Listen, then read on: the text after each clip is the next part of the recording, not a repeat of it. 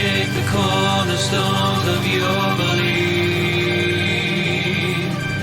You would not believe in what you see. Find the present in the past, while our future turns to ash, searching for who we should be.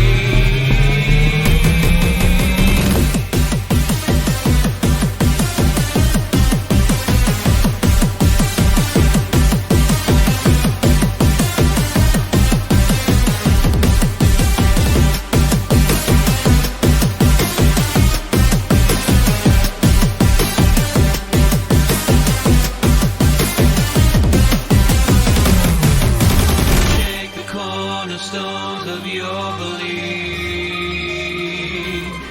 You would not believe in what you see. Find the present in the past, while our future turns to ash, searching for who we should be.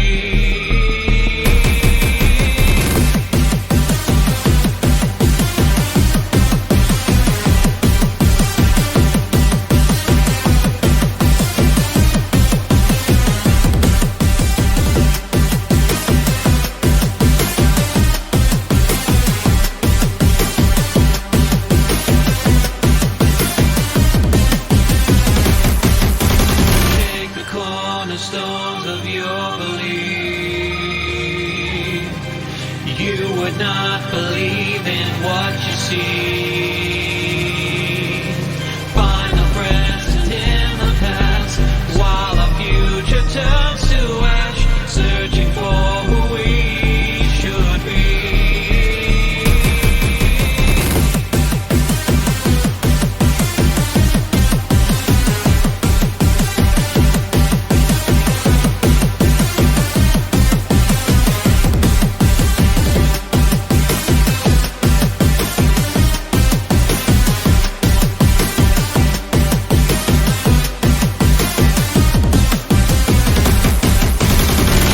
Cornerstones of your belief. You would not believe in what you see. Find the present in the past, while our future turns to ash, searching for who we should be.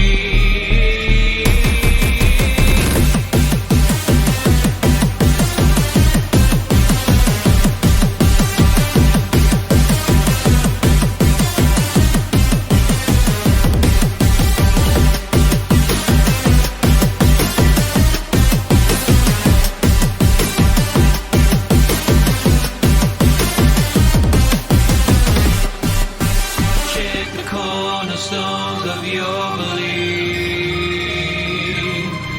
You would not believe in what you see. Find the present in the past, while our future turns to ash, searching for who we should be.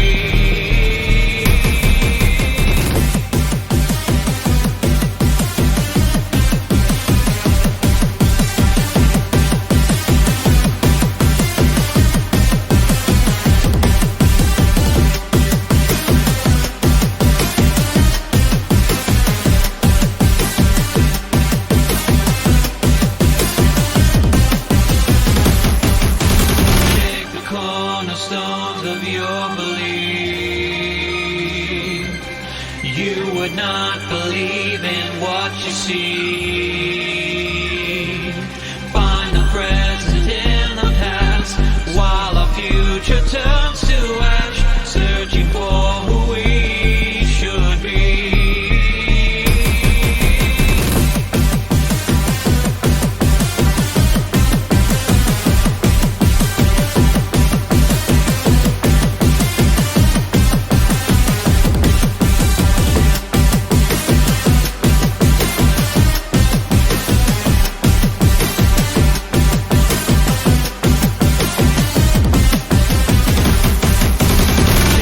Cornerstones of your belief. You would not believe in what you see.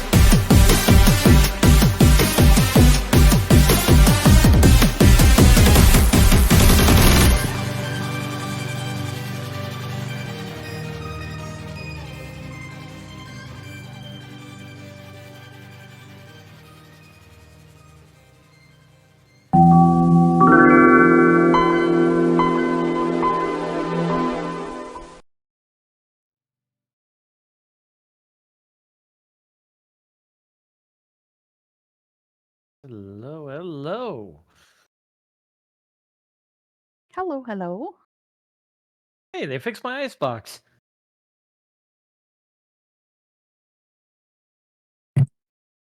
Yeah, 5 stars. Respect the goose. Couldn't find them on Yelp though. Have to get him cookies. Wonder what kind of cookies he likes. That's a good question.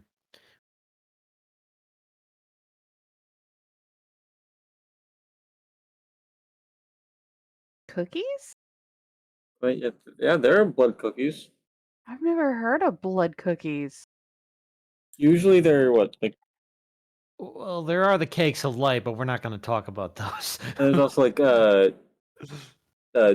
pig blood cookies are a thing. Well, yeah, I there's mean, pig's blood rice cakes too in some countries. I could have gotten him a bottle of True Blood.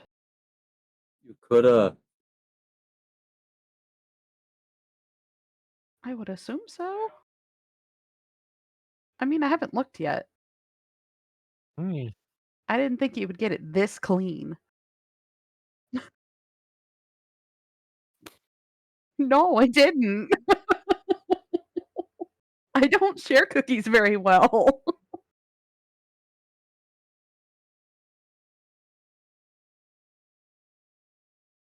I mean, I could learn how to bake, but then I don't know. Would that make me technically a god? I it don't. I would don't. know. I'm. that too. I'm worried about Pastry your daddy. frosting in an oven. Wait. What about me? And an I'm. oven? I'm. I'm afraid that your frosting will melt if you get too close to an oven. True. I can dream. Let me have this. We could get him an easy bake. That would be perfect. Then it would be a long stick. You can shove it into the weird little hole. It works. Well, wait. What? Have you no Interesting. shame, woman?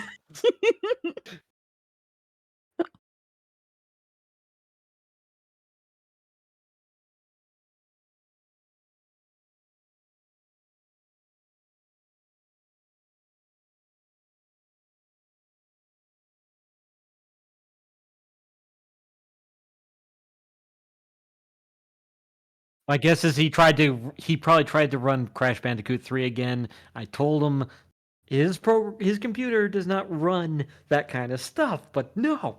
Like I know it's a great game and all, but come on. How many times right, birds 6 second Yeah. no, fish have 6 second memories, sorry, honestly, what were you saying? So you remember how I took that extra sprinkle from you a couple days ago? Yeah. I wanted to know what would happen if I put that sprinkle in code. That might be why he's late. My non-existent mind just was blown.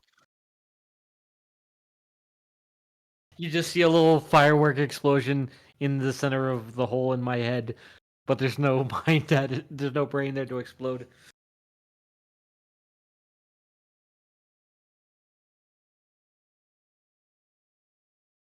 Okay, also before we get too caught up in that, hi Mr. Turk. Thank you for the lurk and the mama rabbit be lurking in the background. I'm Hi, Mama Bun Buns. It's awesome that y'all decided to join us. So, should we begin, or should we wait for the bird, or should we just ask everyone how they're doing, even though I don't know if they want to share?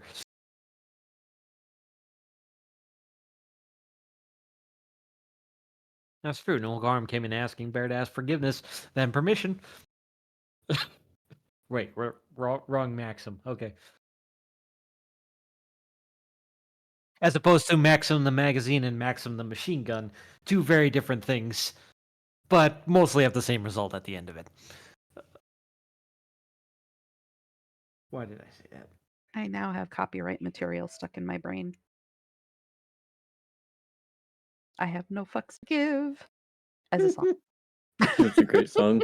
My good friend that I was in a folk band with. Yes, I was in a folk band once. Uh, used to cover that song, and he was just because he used to do musical theater just like I did, so he had the perfect voice for it. He also had a 19-inch neck. Damn.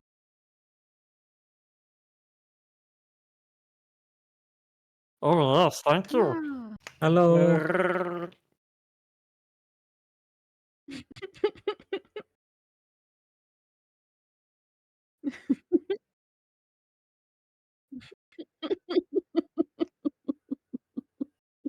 I get credit for trying.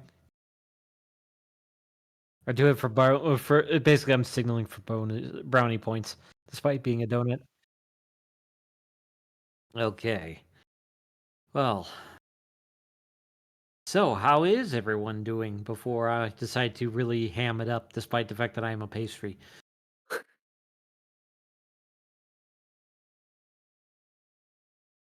Doing fine. Oh, that wasn't for us or what? I heard some. Ah! A bird made it. Hey, Burb, did you get my message? So I saw it, but I also said I would be here in 20 minutes, and it was 4:19, so I ignored it until I got in here. Or not 4:19. I'm having a stroke. Oh no. It's that code.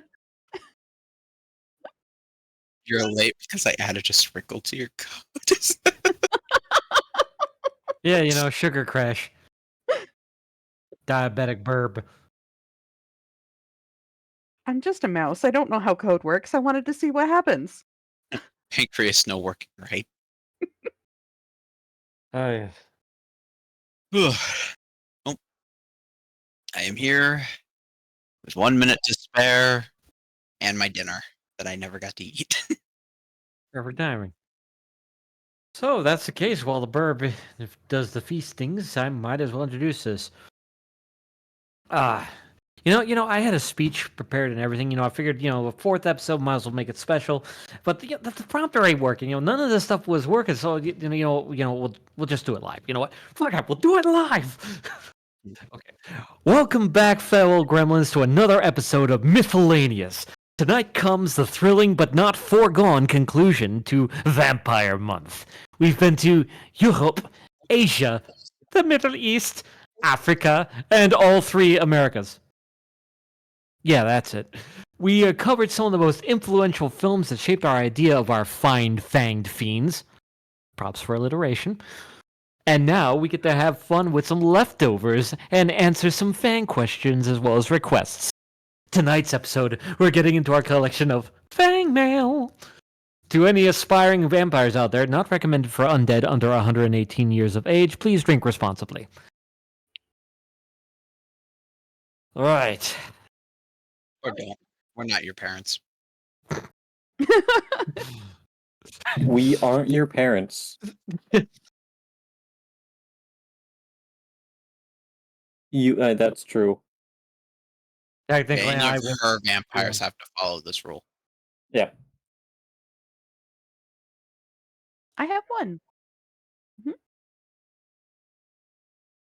I want to adopt, I don't know, like a pet lizard or something. Or no, you know what? You know what? Like, I always had an idea for a story about a race of ear chinchilla people or gerbil people. I'm still debating on that. I would love to get a pet of one of them and just study them so I could write a better book. That would be perfect. And then I have a little furry friend while also writing a book. Aren't chinchillas kind of a pain in the ass to keep? Yes. You have to Well, have dust baths, and they're you very can't delicate. hold them a lot because it can really mix with their textures and everything. They're And I think their ribs aren't too sturdy either. correct. They really aren't. They're not a creature you should be holding often. Okay, gerbil it is. You've sold him. Yes. Or scared him, I guess is more accurate. But I mean, or kangaroo rat. I'm good with that too. Cute little guys. They're adorable and they're I love bouncing. mice. Ah. Anywho, we weren't here to talk about rats. We were here to talk about bats. I mean, what is a bat if not a blood-sucking rat with wings? Well, it depends on the type of bat, though. Did you see the one I sent to the flying fox style fruit bat? It was basically just a big old flying puppy. They're all flying That's the puppies. really big ones. That's one of. Yeah. I think, just like, realized that they Oop. haven't heard me this whole time. Wait, Good what? job. Ta-da! My mic was muted. Ta-da! Wahoo! Hello, everybody. Yes, I am here. I am sorry. I've forgotten how to anything. My concussion is still ongoing. Dang. A moment of silence for the dearly departed frog's awesome speech she gave. She rallied us underneath her webbed appendage, motivated us to want to carry on. I'm hearing, like, the Yankee Doodle playing in the background. I don't know why. Doodle came to town riding on a pony. Like a feather in his cap, and someone said he's a brony. Oh no! Oh no! Oh, thanks. I hate it. Yeah, Yankee Doodle quit the internet after that. I will say though, hi Mama Rabbit loves yous, and hi Lenny, and hi Rain, and hi everybody, and I'm sorry that I was muted. And do not Ta-da! forget Mr. Turk. I do not know Mr. Turk, but it's a pretty boss name. That's mom. Wait. Mr. Turk is also your mom. Yeah, because that was my stepdad's account. Oh. And remember, her old account was Mrs. Turk. Yes. Okay. Double lurking power. Okay. Double the Double lurk. lurking power, indeed. For the win. Okay. So, for starting off with Fang Mail, I believe we, well, actually, we had quite a bit left over, didn't we? Wasn't it? I saw that we had a notification on the desktop, didn't we? About once we got everything fixed. Dee, did you have that computer up and running yet?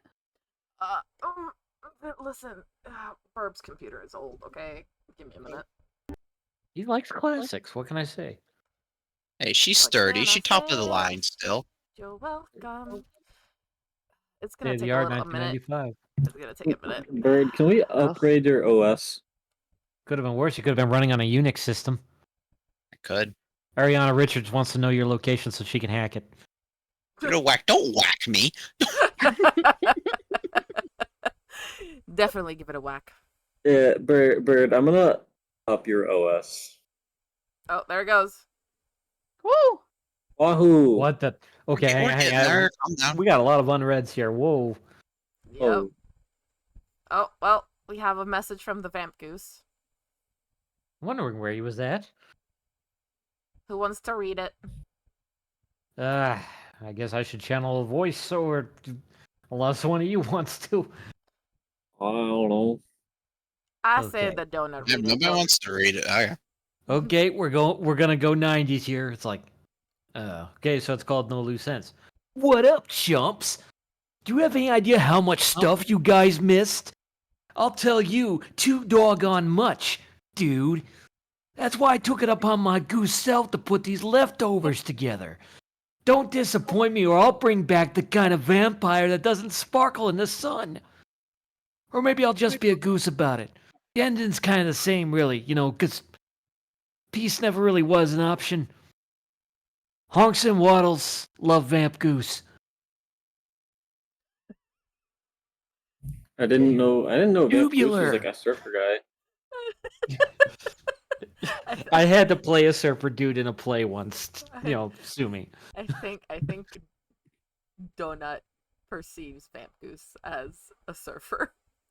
It's got to be the hair. It's definitely the hair. I mean, I bro, you're don't just gonna know. find a perfect wave, dude, and get pitted. I don't know why you doing that voice gave me flashbacks to Nerdy Prudes Must Die. What? I'll have to. I've Oh, heard it's it. a I'll have musical. to check it out. It's a musical. It's free on YouTube. Sweet. There you go. Shout out to some classic YouTube content. Well, Back when it was actually art. Oh. Actually, pretty new. It's like Star Child Productions. Oh, no kidding. And I'll play Right. it. Ooh, he left us a whole selection of stuff, didn't he? I have a feeling this is only the start. This looks like a very Probably. long email based on that scroll scroll bar right there. Hey, That is a I very know long some of these scroll faces, bar. though. That's my boy, Christopher Lee on the left. That's good old Count Dooku. Or Saruman. I'm not prejudiced. Okay. Okay. All right. All right. Who's starting? It's me. It's a you? It's a me, a It's Mario. a donut. It's a me, a pastry bazool. Okay. To any people in Italy, forgive me. Okay. You are not forgiven. AKA Vamp Goose is very upset. Oh god. I mean, dude, come on, just get to reading it already. Okay, let's hear.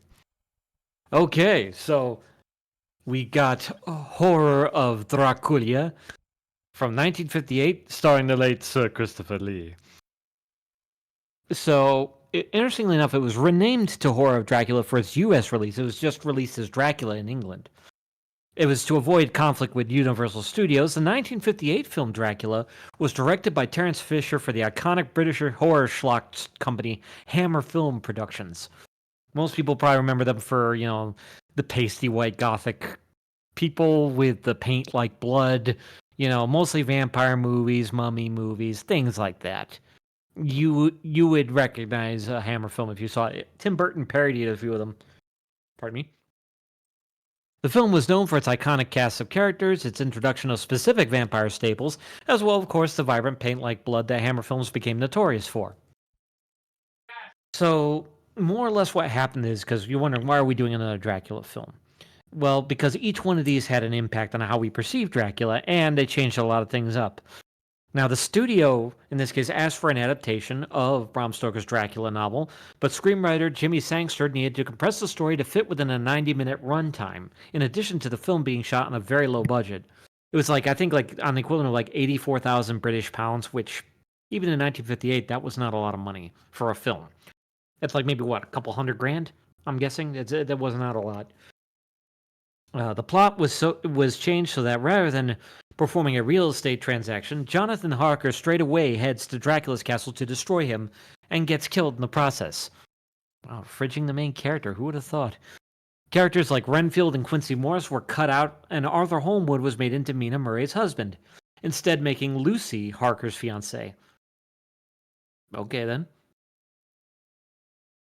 Let's see here. The film drops the ship voyage for budgetary reasons, instead of replacing it with a brief hearse ride instead, based on the location in Central Europe. For both budget and for feeling it was unrealistic, Dracula's shape-shifting abilities were also removed from the film. Sangster felt that such transformations would make the film seem like a fairy tale, and argued the absence of them helped ground the story slightly more in reality. I guess. I guess. I guess. Also, am I being too loud? How do I sound, people? Am I peaking a lot? You sound fine to me. Okay, then. Yeah, you sound fine on our end. Okay, then. I get to use my awesome voice again. Okay. So, the film features the Nosferatu vampire Count Dracula, this time portrayed by Sir Christopher Lee, who had attempted to keep faithful to Stoker's novel, but was disenchanted by lackluster script work for the film and its multiple sequels. He once stated, "The stories as I have had them given to me had almost no relation to the book, which is my reiterated complaint. My one great regret has always been that I have never been able to present the Count exactly as Bram Stoker described him in every way. This was always due to poor scripts and a lack of imagination on the part of the people who never seemed to understand the full potential of the story." Lee, nonetheless, brought great elegance to the role as well as a complexity to the character, who was often cast in the one-dimensional light of a simple, straight-up villain. Lee's decision was to make Count Dracula as tragic as he was vile, making him shun his own immortality as though it were a curse and not a gift. "I've always tried to put an element of sadness, which I've turned the loneliness of evil, into his character. Dracula doesn't want to live, but he's got to. He doesn't want to go on existing as the undead, but he has no choice." Add to this fact, of course, that Lee was 6'5" tall, with a melodic bass Base your face, bash your ass. Okay. Sorry. And a sophisticated demeanor that bled equal parts charm and sexuality. I had read the book and had perhaps discovered something in the character which other people hadn't, or at least hadn't noticed, or hadn't decided to present. And that is that the character is both heroic, erotic, and romantic. So, how has that changed over time? The film actually at the time was, and this is the part that surprised me, it was well received both by critics and surprisingly by also fans of Stoker's original novel. Compared to to Nosferatu in 22, where that was like they were trying to stamp it out, and then this one is like this thing is almost nothing like its original book, and yet people loved it. The film was praised for its cinematography and musical score, and of course, solid acting from Christopher Lee as Dracula, his dear friend Peter Cushing as Van Helsing, which interesting choice, but good lord, does he do a good job with it. And of course, Michael Gough as Arthur Holmwood, another great actor. Missed them all, great guys. The Technicolor film and shocking imagery seemed to garner a great deal of appeal from audiences at the time. And nowadays, it's looked upon as one of the classic Dracula films of its time, as well as Hammer Films' one of their better productions. Now, interestingly enough, this film was actually what introduced the vampires with red eyes and visible fangs in a way most films actually still use them today. One of its sequels, Dracula Prince of Darkness, introduced the idea of vampires hissing. Albeit it was only introduced because Christopher Lee hated the script to the point where he refused to cite the lines. I mean, this guy literally was, this guy was born a legend, and he was a brilliant actor. Like, he's not going to just read some dribble, no matter what. So he'd rather just hiss through it. When in doubt, hiss it out. So yes, that was Dracula 58, or Horror of Dracula, if you want to be an American about it. Who is next? Also, my apologies for my really lame Christopher Lee impression. I've been trying to get that voice down, but he's on a whole nother level, literally. All right. I believe I see Munsters on there, which came out in 1966 as a TV show. Classic. Great Uh, show. my mousehood, my childhood. It was something I used to watch with my grandpa. The Munsters is an American sitcom depicting home life of a family of benign monsters. The series stars Fred or I Gwyn? cannot Gwyn, thank you, as Frankenstein's monster Herman Munster, Yvonne De Carlo as the vampire wife Lily, Al Lewis as Grandpa, the aged vampire Count Dracula, Beverly Owen, later replaced by Pat Priest as their niece Marilyn, and Butch Patrick as their werewolf-like son Eddie, and their family pet named Spot, who is a fire-breathing dragon who I believe, if memory serves correctly, lived under the staircase. Yes. that was always a cute number. Yes. And so the original stories is the Munsters are Transylvanian American family living at 1313 Mockingbird Lane in a fictional city of Mockingbird Heights. The looking family with strange tastes consider themselves an average American family.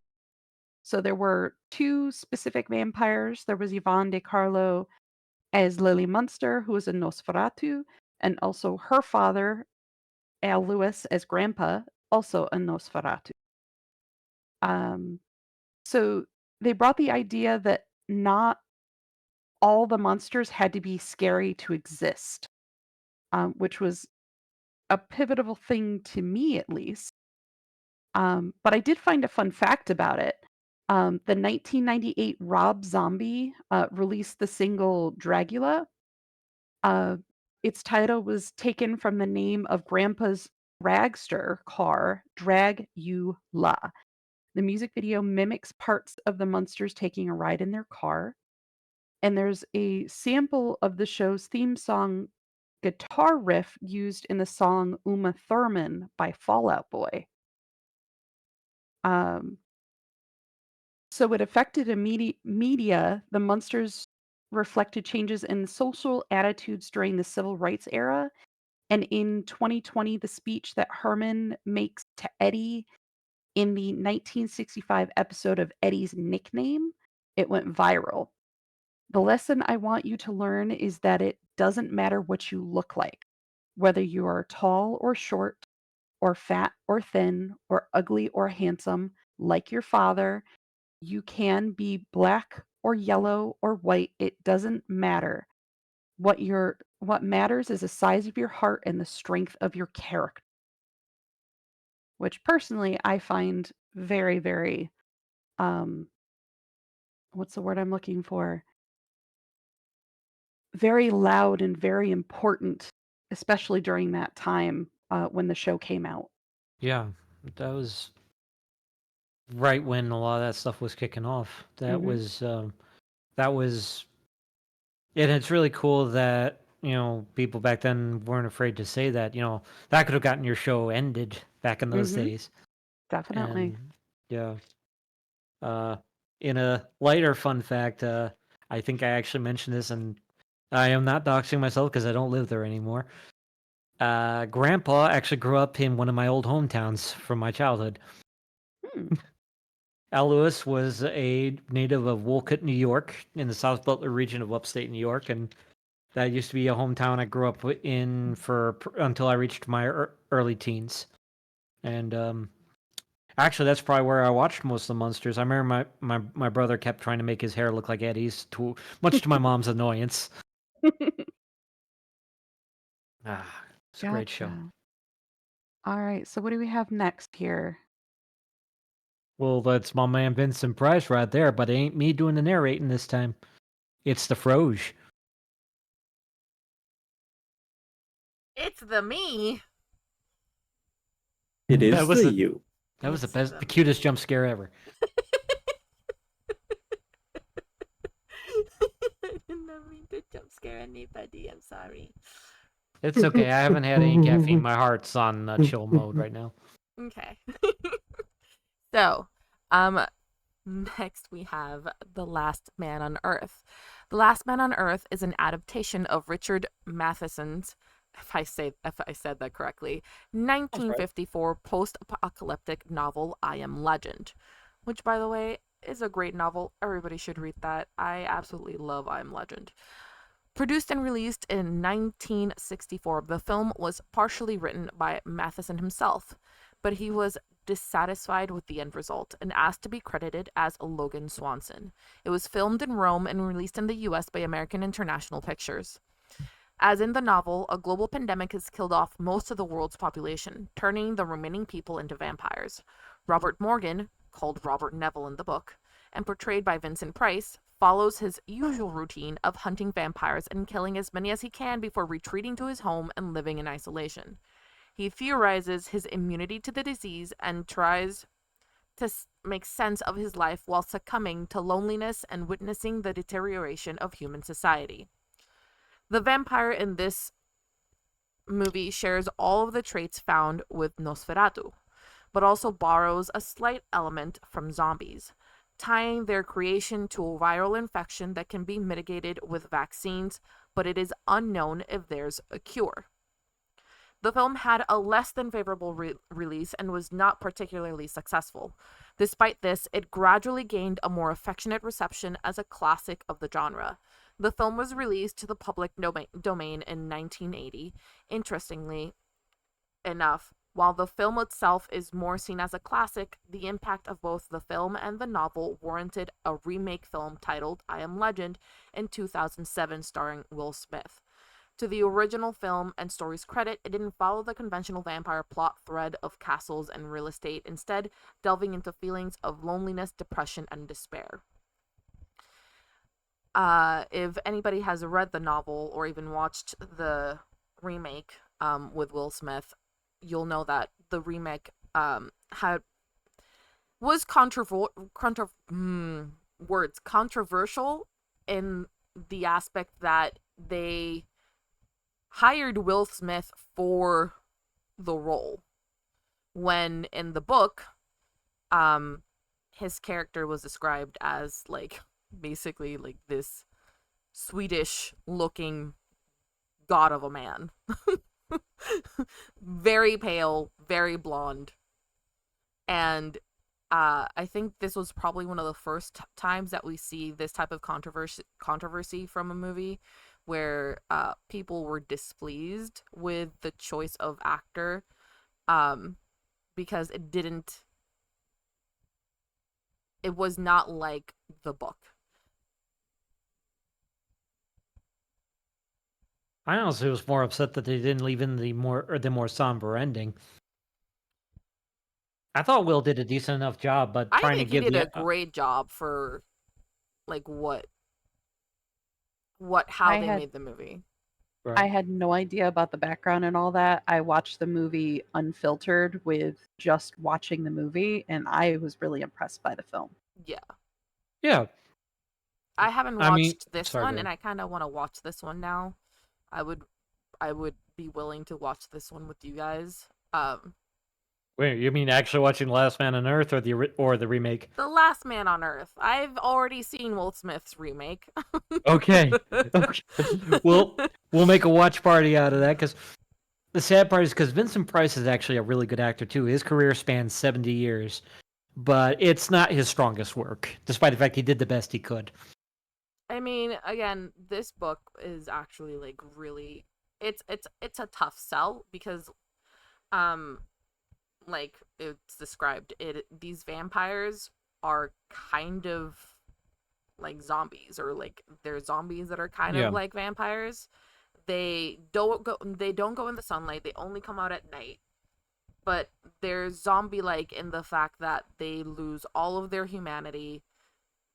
But as the book progresses, he realizes that they are extremely intelligent, and they start trying to do things to lure him out of his home in his most desperate times, Yeah. which to me is, again, really, it's a really unique take on like the whole vampire thing. Yeah. And Especially like the concept of almost like. I'm sorry, I no, didn't mean to go for it, interrupt. go for it. Because like one of the twists, because a lot of times when we depict like vampires or any creatures like that, it's the idea. Oh, well, it's about the humanity's survival. It's about fighting off the monster and stuff like that. Yet this concept, I think, both in the book and actually that was why I was upset when they changed the ending in the remake of Iron Legend. Is originally the original ending they had planned for it, which they did film. Is where it looks like they're trying to break in to kill him. Like monsters would. Yeah. But they're actually going to retrieve one of their own because it turns out to be the mate of one of the ones who was chasing after him. And then he comes to the realization that he's the boogeyman, he's the monster, and they are the new species. They are the new humanity. And like that's a very oh man, that just rips your mind in two just thinking about it. Because it's like imagine the idea of like where we are not the supreme being anymore, which I don't even know if we ever were, but we have that notion that we are, and all of a sudden now we're replaced to it, and now we're the nightmare of some other uh I form of mean, life. isn't that how evolution works? Kinda, I'd say so. I'm not a scientist, but it seems like it does. I feel like this just goes back to Uncanny Valley territory, where like it's theorized that it that it's a like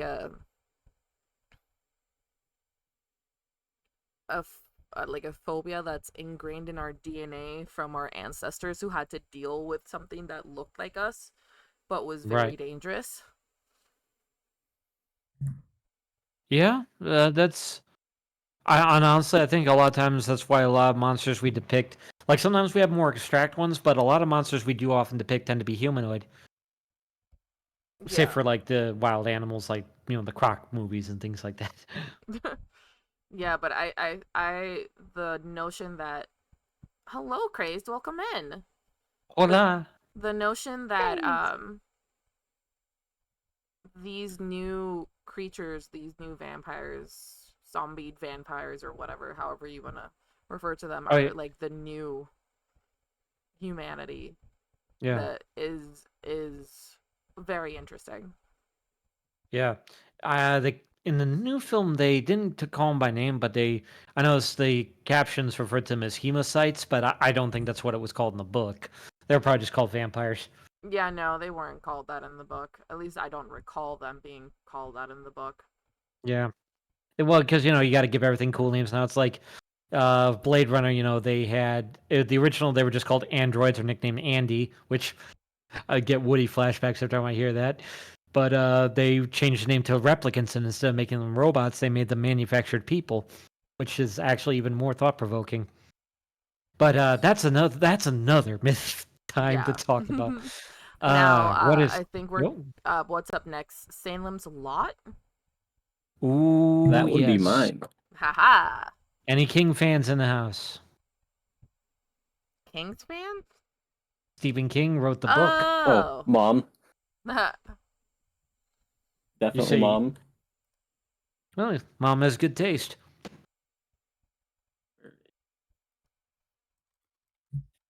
Then you're gonna dig this, I hope. It's short but sweet. Yeah.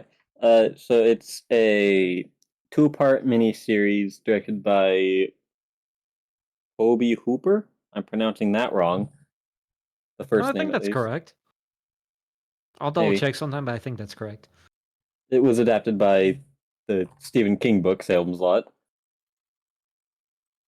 And it was decided because of how long the novel was that it would be better for a two-part TV miniseries rather than a one movie. Then the story follows author Ben Mears. Yes. Okay. He returns to his home of Salem's Lot, intending to write a book about the infamous Marston House,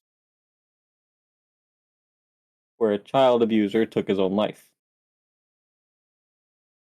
Standing in his way is Richard Straker, the person who bought the house, claiming his desire to open an antique shop for his for his business partner Kurt Barlow. God, I got flies on my face. Ben's suspicions take a turn for the worse when he comes across a sinister plot by a vampire to infect and consume the whole town. So, small pause here. I need to turn on my fan. I am hot right now.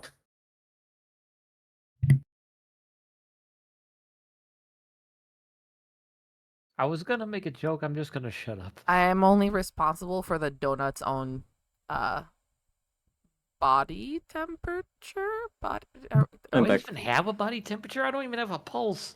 You have to be kept cool, which is why you have the Yeah. ice box. Right, I'm like Yeah. Jean-Claude Van Damme in Universal Soldier. Always have to take an ice bath every 10 minutes. I need to get my fur trimmed. You probably should if you're getting that hot. Okay, where was I? It was here. Yeah. In its when the series came out, it was pretty well received and has now developed a cult following. It's also got various sequels and remakes, with possibly another one being adapted for film in the near future. It had a lasting impact on the vampire film genre entirely and influenced other films and shows featuring vampires such as Fright Night, The Lost Boys, and Buffy the Vampire Slayer. So without this one, we wouldn't have all those. Yeah. What kind of vampires are featured in it, Rabbit? Is it just like a typical, Oh, my brain broke. Sorry. It's got Brain broke. my brain broke. I'm You still definitely recovering I got from Gorilla betrayed your Glue, it's okay. bourbon. You're yeah, overheating. We need carrot stat. I'm still recovering from the blunt force trauma to the back of my head. I mean, I may look healed, but man, that bite still itches. So the vampire featured is similar to a Nosferatu with a couple notable differences, such as like superhuman speed and strength, hypnosis, and glowing eyes. They also can't enter a victim's house without being invited in, and like the Nosferatu, they are vulnerable to sunlight.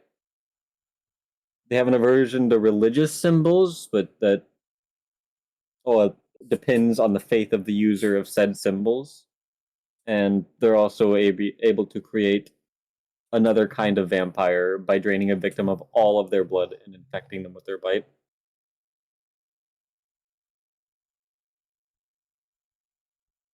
Oh, That I didn't those- plan on sleeping. No, you don't have blood. But I have filling. Does that count? He does in fact have filling. Okay, I didn't know if that counted. I see. I'm not quite sure how he works, but I think Buttercream's the life. No, wait. He's think gotta be terrified of someone with a sweet tooth. Which is Is why it he's raspberry always filling? afraid of me. Wait, donut, is it raspberry filling? You're just asking because you're a bunny and bunnies love raspberries. So no.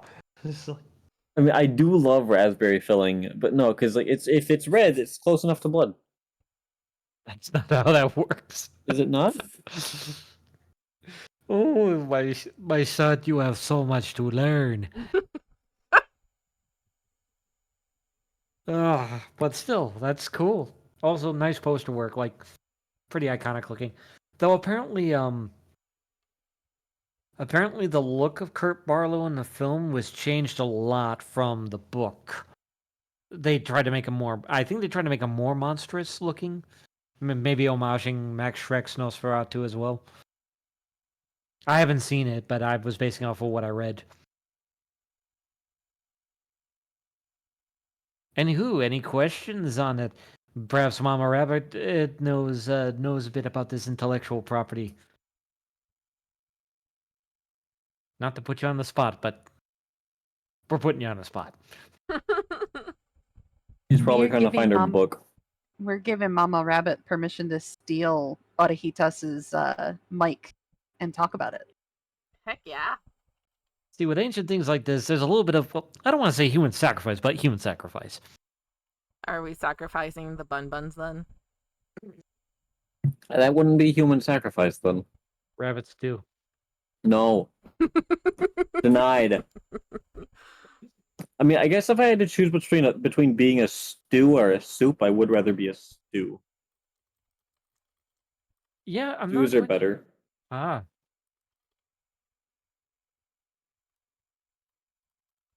Well, sounds like you need to revisit it if you ever get a night off.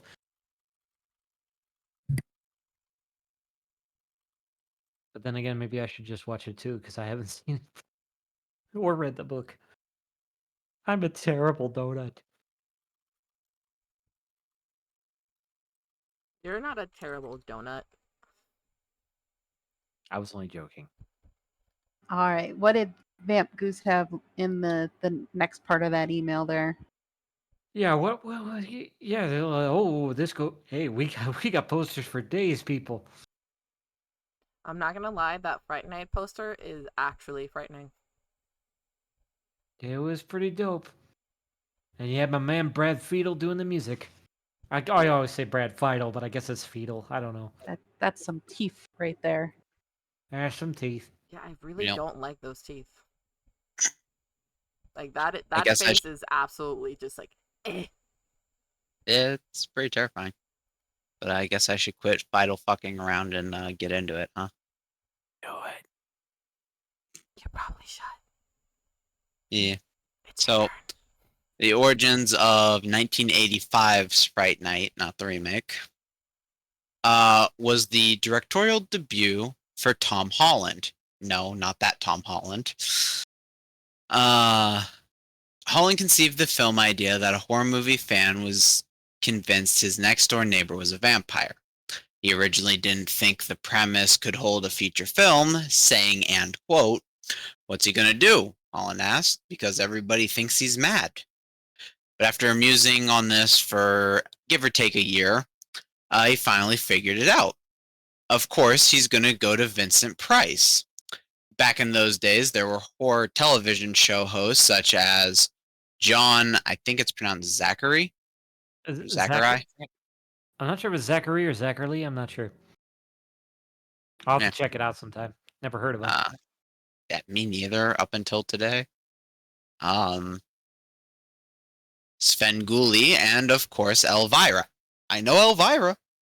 Oh, yeah, I bet you did. So it was only natural that a teenage horror movie fan would go to his local host. Holland stated, and quote again, the minute I had Peter Vincent, I had the story.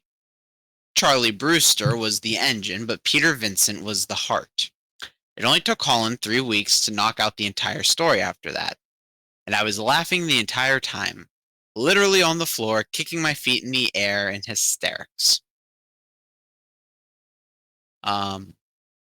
Original story. The film follows, as we stated, 17-year-old Charlie Brewster, played by William Ragsdale, an avid fan of horror movie program called Fright Night, hosted by Peter Vincent, a name combination of Peter Cushing and Vincent Price, played by Roddy McDowall. Roddy One McDowell, I evening, think. Sorry. no. What was I? One evening, Charlie comes to the realization his new charming next-door neighbor, Jerry Danridge, played by Chris Sarandon, is actually a vampire who is responsible for a series of disappearances in the local people. Of course, the course of the film is Charlie trying to convince his friends and family, as well as his idol, Peter Vincent, that Jerry is in fact a real vampire, and defeat him before it's too late to save his girlfriend, Amy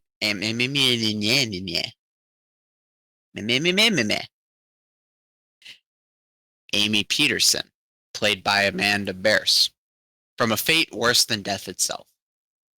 Can I take a quick aside to just say I love the fact that the vampire in Fright Night's name is Jerry. How does that Can just terrifying say, damn name. it, Jerry. There's just you have Dracula, you have what was Orlok. yeah, Oh, Orlok. is it the yeah. how mundane it is compared to Yeah, everybody it's just else? yeah. It's a very You got run-of-the-mill Jerry. name. You got Jerry down the street. I mean, to be fair, if a vampire was trying to just blend in with like normal society, You'd pick a normal name. yeah, you wouldn't go with Yeah. Count Orlok or Dracula. You'd go with fucking Jerry. One of the scariest guys in history was named Larry, so I guess that fits. I mean, Yeah. I don't know. I guess it depends on the kind of vampire you are. Because if you're like, oh, I am high and mighty, I am royalty, I deserve everything, deserve you no must bow down to me, then I would definitely keep my very regal, very vampiric name. Now, Well, if you I'm just wouldn't, like, trying to survive and I'm just like, hey, I'm just gonna blend in and like nobody's gonna notice me, you bet your bottom dollar my name is gonna be like Patricia. I'm so high and mighty. Everyone should bow down to the mighty Jerry. See, like You wouldn't bow to mighty Jerry. I would not bow down to Mighty Jerry, no. It depends on what Jerry looks like. I mean, if he's terrifying as hell, I would bow down. But He's if played he by looks Chris see creepy, Sarandon. I'm gonna be face? giggling. I mean, look at the vampire face on the cover. You see that face? Was that the actual face? Hold up, can somebody get me? Right, night Jerry. I Google I it. don't think that's He Jerry's looks like a face. guy. I think that's That- the vampire version of the main character's girlfriend, but all Yeah, the that- vampires look similar to that. I just, Hold on. So I'm getting. Oh, hold on. Wait. So there's Jerry. I Wahahaha. just There's realized also that was the Jerry. actor. I Wait. freaking love him in a lot of the stuff he's in. He's Oh, he was almost in 80 Princess years old Bride. now. Yep. He was the That's prince in him? Princess Bride. Chris yeah. Sarandon, yeah. Yeah, he's this 82 years old poster now. looks like it was made like 5 years ago. How is this? Mhm. What? The 80s were a hell of a time. Hand drawing This is is awesome. also that's remake Jerry there. With good old Colin Farrell, who, I love you, dude, but it's like, what? Okay, so Can we talk about the remake for just a second? yes, Like, Is- just a second. is that supposed to be Colin Farrell as his vampire version because that is absolutely terrifying. But that can't be him. The eyebrows are not the same. That's another vampire. Listen, we need to refer him to an orthodontist, not a dentist, an orthodontist. Yeah, the oral surgeon. We need him to get to an oral surgeon and get some braces on that face. Yeah, those are bad. So, going into the remake real quick. The vampires in Fright Night follow the rule of they cannot enter a house unless they're invited. And there are 2 times in the remake that Jerry finds a workaround that I find really funny. At one point, he's chasing one of the characters, and the character breaks into a house. A looks at him through the sliding glass window. He goes, "Suck it, Jerry. Vampires can't enter without being invited." And Jerry walks through the door. He says, "Yeah, but it's an abandoned house, so I don't need invited." Well, when you lived as long as he has, all the loopholes. Yeah. My second favorite moment is spoiler warning. When the main character starts convincing people that Jerry is a vampire, the main character's mom thinks that he's crazy, but she trusts him when he panics and tells her not to let Jerry in. So Jerry digs up the gas line to their house and lights it on fire. And then as he's walking through, he goes, "No house, no invites." I mean, he's not technically. He's not wrong. He's making good points here. Jerry decided that he was going to be the MacGyver of vampires, and I'm here for it. Well, I'm kind of here for Jerry. He thinks outside the box in very creative ways. What? Okay, so we've kind of gone over this when we were talking about vampires, because this whole invitation thing, it makes sense if, you have the doors and the windows and all the frames and stuff painted with that one blue paint, because it's supposed to ward them away. But besides that, really, what is it that constitutes as being invited into the home? Because if there's no door, Threshold. Whatever you consider the threshold being that you would walk through to get in, the primary threshold would be they'd have to be invited, or at least that's what I've read. So if somebody destroys that threshold, the house is no longer a house, or the home is no longer a home, and they don't need invites?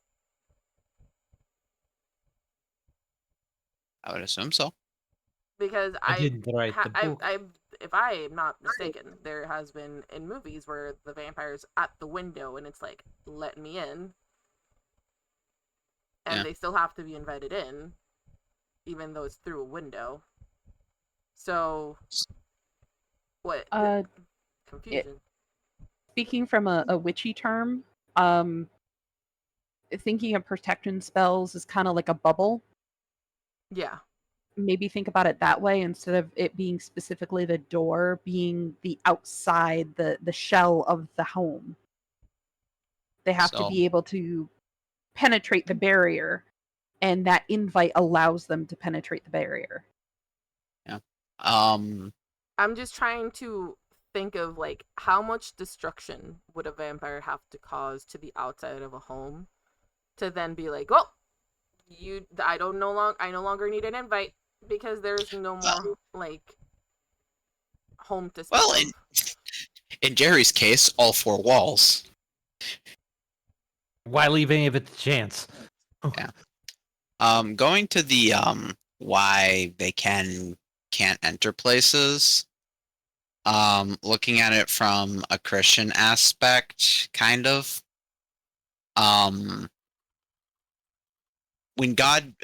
What makes us human in the eyes of Christianity and God? We have free will, right? That's what makes us special. We all agree on that. What's what makes us special now? We have free will. When Adam and Eve ate the apple, they were given free will.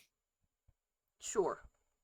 So only humans, from a Christianity perspective, have free will.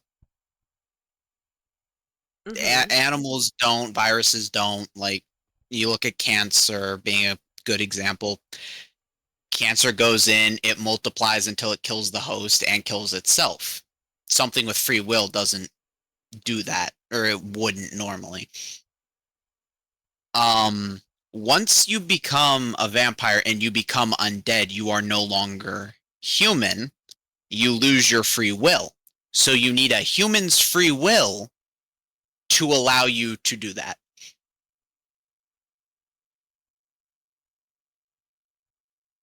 Interesting. At least that's my take. That's big brain thinking right there. That is definitely big brain. Theology's fun. Even if you're not religious, theology is fun. But I mean, anyways, if you have the right teacher for it. well, that's fair. I think Yeah, we this kind of is- got off topic. No, it's not off topic. I asked the question, Fair. but that was just a really like. I've never thought of vampires as light salt torkel. No, I think we're good. I'm at least I'm good. I was just gonna say that. Yeah, I wasn't too off topic, so that's why I said light I've salt. never considered vampires as having free will because they are basically just at the will of their animalistic instincts, which is to survive whichever way possible. So that is a good take. I like that. Yeah, it's kind of like zombies. Like they do what they do because they need to eat, and that's the only thing that drives them. I think vampires are just zombies with a little more sentience. Ouch. Dracula is crying. He's like, that's hurtful, man. Jerry is just like, well, fuck you too. Jerry's like, You I'm gonna offended blow up Jerry. your house tonight. Joke's on you. I don't have a gas line. You have no Joke- power here. Joke's on you. He found out the gas station not far from where you live.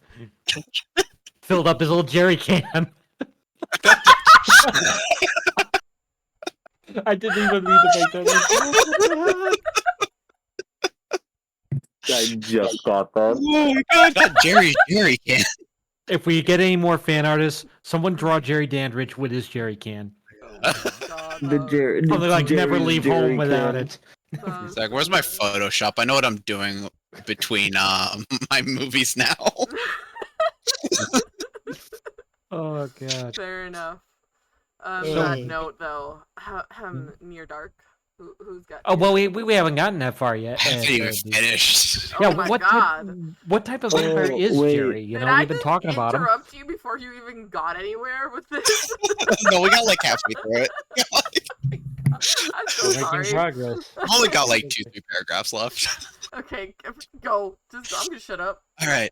Mute myself. Types of vampires featured, which we kind of went into this, but they do not specify the exact type of vampire that Jerry and company are. But Jerry Dambridge is described as an ancient vampire with a noble heritage, affiliated but not related to Voivod Vlad. Sorry, Voivod Vlad. Oh my god, my heartburn. Voivod Vlad II of Walchina. If I pronounced that wrong, my bad. His abilities include superhuman strength, superhuman speed, the ability to shapeshift into a bat, and the ability to infect and create new vampires. He's shown to have weaknesses to holy water and artifacts, hinging on the user's faith in said artifacts, and like the Nosferatu, casts no reflection and can survive in sunlight. I believe it's not I believe. The sunlight does hurt him. It's you know how some vampire movies they touch the sun and they immediately explode. Right. In Fright Night, it's more like being drowned in acid. Yeah, it's a slow, agonizing Fun. way to go. Thank There you you for go, putting folks. that Enjoy image that in my mental brain. image. Yeah. You're welcome. We need some serious therapy, man. Sick world we live in. Sick people. How it changed in the current day. The film was unique in that it was both financially successful and critically acclaimed, and it went on to be a cult classic. The success spawning both a sequel in 1988 and a remake in 2011, along with several novelizations. There were comic books. Apparently, there was a video game, which I only learned about when I was looking over these notes the other day. And it had a stage play in 2018. I mean, that's just kind of cool. Yeah. You know, not many movies get that. Shrek got it. Yeah, but that's Shrek. That's Shrek. Yeah, that's Shrek. Like you can't compare A anything to cultural Shrek. masterpiece. Exactly. How has it affected media? So the film featured complex transformation scenes with very heavy makeup that for Chris Sarandon alone took 8 hours to apply. The film showcased probably one of the earliest examples of a vampire killing kit as well. Possibly, and most importantly, the film showed one could make the story have fun with the genre without straight up making fun of it or tearing it down. It doesn't make you scream, but it will make you laugh. Something like that, yes. Yeah. Hey, I think that movie's kind of hilarious. I enjoy both of them, honestly. I enjoy both the original and the remake. I'm partial to the remake, but the remake is a much more serious story and take on Fright Night. You're right. Fright Night 1985 reads like a dark comedy. And I think maybe that was the intention of the original director. Oh, guaranteed. It definitely was. And of course, without the original, we wouldn't have a remake. Yeah. It's kind of like chocolate and dark chocolate. I like them both. I like them for different reasons, and I like one a little bit more. That's a fair assessment. Okay. I Sorry. think next was Near Dark, right? Yep. Yes. Not many of you have seen this one, have you? I have not actually, which is kind of surprising. This one is kind of surprising because even though it was a decent film, it kind of faded into obscurity a little bit. I learned about it when I was watching a list of horror films from the 1980s that most people hadn't heard of. And so when I watched it, I was actually genuinely entertained by it. It was a unique take. Okay, so Near Dark in 1987 was a unique take on the vampire genre, as in that it was shown in the form of a neo-western. Co-written and directed by Catherine Bigelow in her solo directorial debut, she co-directed The Loveless prior to this film. This lady actually was, I think she was either a girlfriend or ex-wife of James Cameron, if I recall. She originally just wanted to film a Western, but struggled to get financing as the genre had gone out of style in the 1980s. She decided to mix the Western with the more popular vampire film genre, and the rest is history. So the plot follows a young man named Caleb Colton, played by Adrian Pastar, in a small Oklahoma town who falls for a young drifter named May, played by Jenny Wright. Unbeknownst to him, May belongs to a nomadic clan of vampires, and in order to protect Caleb from being eaten, bites him on the neck, turning him into a vampire as well. It's up to Caleb to either prove himself loyal to his new family or stay alive long enough to make it back to his real family. The frog has to go. Okay. Then we'll be back for the sequel. Rated PG-13. Back when that meant something. Not if I have anything to say about it. Honestly, 80s PG was edgier than most PG-13. Anywho. That's okay. Let's hear. So, once again, this film takes a more ambiguous approach to the concept of vampires, keeping core powers like immortality, infecting people with bites, and weaknesses to sunlight. Interestingly enough, though, these vampires do not seem to possess the ability to shapeshift, and depending on the medium used, they actually can be injured and killed by some physical means. Not guns, though. Those don't really work too well. I say that because if I recall, one of them gets like I think either hit or blown up by a truck. I can't remember. It was a long time ago. So the film was not a box office success, but it did receive positive reviews. It was praised for cinematography and performances, as well as blending genres like westerns, biker flicks, and of course the signature vampire movies. Now, despite it not being very successful, its impact was part of that revival of vampire movies in the late 1980s. Following along with Fright Night, Once Bitten, The Lost Boys, Vamp, and The Monster Squad, vampires had become campy with earlier entries, and films like Near Dark reminded people that there is still good reason to fear these creatures, even when they're played by nice guys like Bill Paxton. Oh, I got the next one too, but should we wait for the Frosh to get back, or do you want me to just keep rolling? I would say wait for the Froge while I try to find Joe. Sure. Joe, who's Joe? Joe is the giant spider on my computer desk. Like a real spider? Yes. Wait, you got a pet spider? What happened? Nope. Nope. His name's Joe because I don't know where he came from. I don't know where he went, and I'm scared.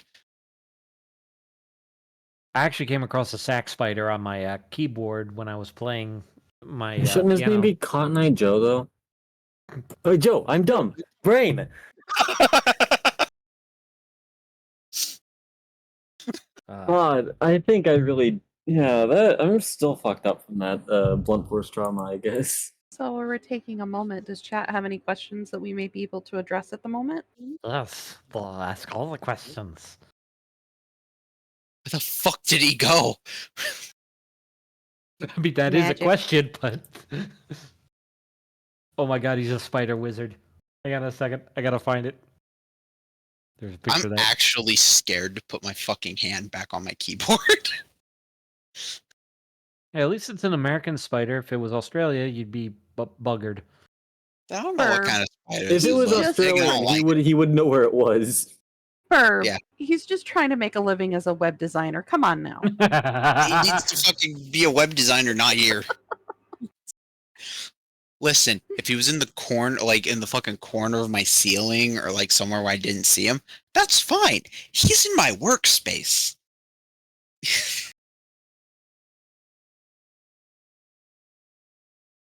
Yeah, but realistically, you're in his house. He's in my house. It's his house now. I don't know how to break this to you. Oh, this one's actually Might be this if I one's don't even find better. his ass. That's perfect right there. Found the spider.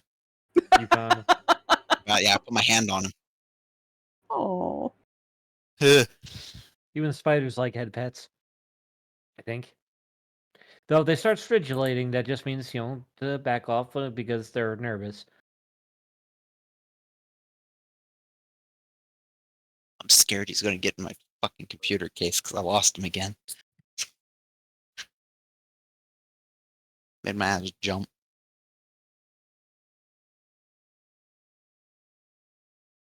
Well, I've completely lost track of the spider, so we're just gonna pretend he don't exist right now. No questions, nothing, anyone. Yes, we've all asked questions about where the spider is, but does anyone Yeah, have I any found you, you vampire? little fucker. Good news, we know where the spider is. Oh, he's running across the fucking. Bad news, It might- Burb scared. Bad news. Probably some of that. When I Started lived, yeah. It's my fucking room at Mock Jesus. Mock Jesus. Night shouldn't be, is it? rain. I shouldn't be enjoying this as much as I am. You Listen, get Yes, you yourself- spiders Night don't usually rain. bother me, but like this Rain. one's making a nuisance of himself, and I don't appreciate it. Any idea what kind of spider it is? No, that's the problem. You get a snapshot of it if you can. It's If under you my stop desk. moving. It's probably just a wolf spider. It is not. I know what a wolf spider looks like. Okay, well, is One's he? black and yellow. He's black and yellow. Black and yellow. How big is he, though? Bigger than a quarter. Does is it he an orb weaver? Because so help me, if that's an orb weaver, if you try to kill it, I might kill you. Orb weavers are harmless for one, but they wouldn't usually wander indoors. They No. prefer gardens and stuff. That's why I'm confused when he says that it's yellow. Unless you're talking about, is it like It's black with yellow lines. Okay, but are its legs like curled close to its body and kind of has like static movements where it kind of like looks like it stutters when it moves, or is it kind of more fluid and graceful when it moves? I don't know. He zipped from my fucking desk to the other side of the room in like 0.2 seconds. So do what you want with that information. Well, hang on a second.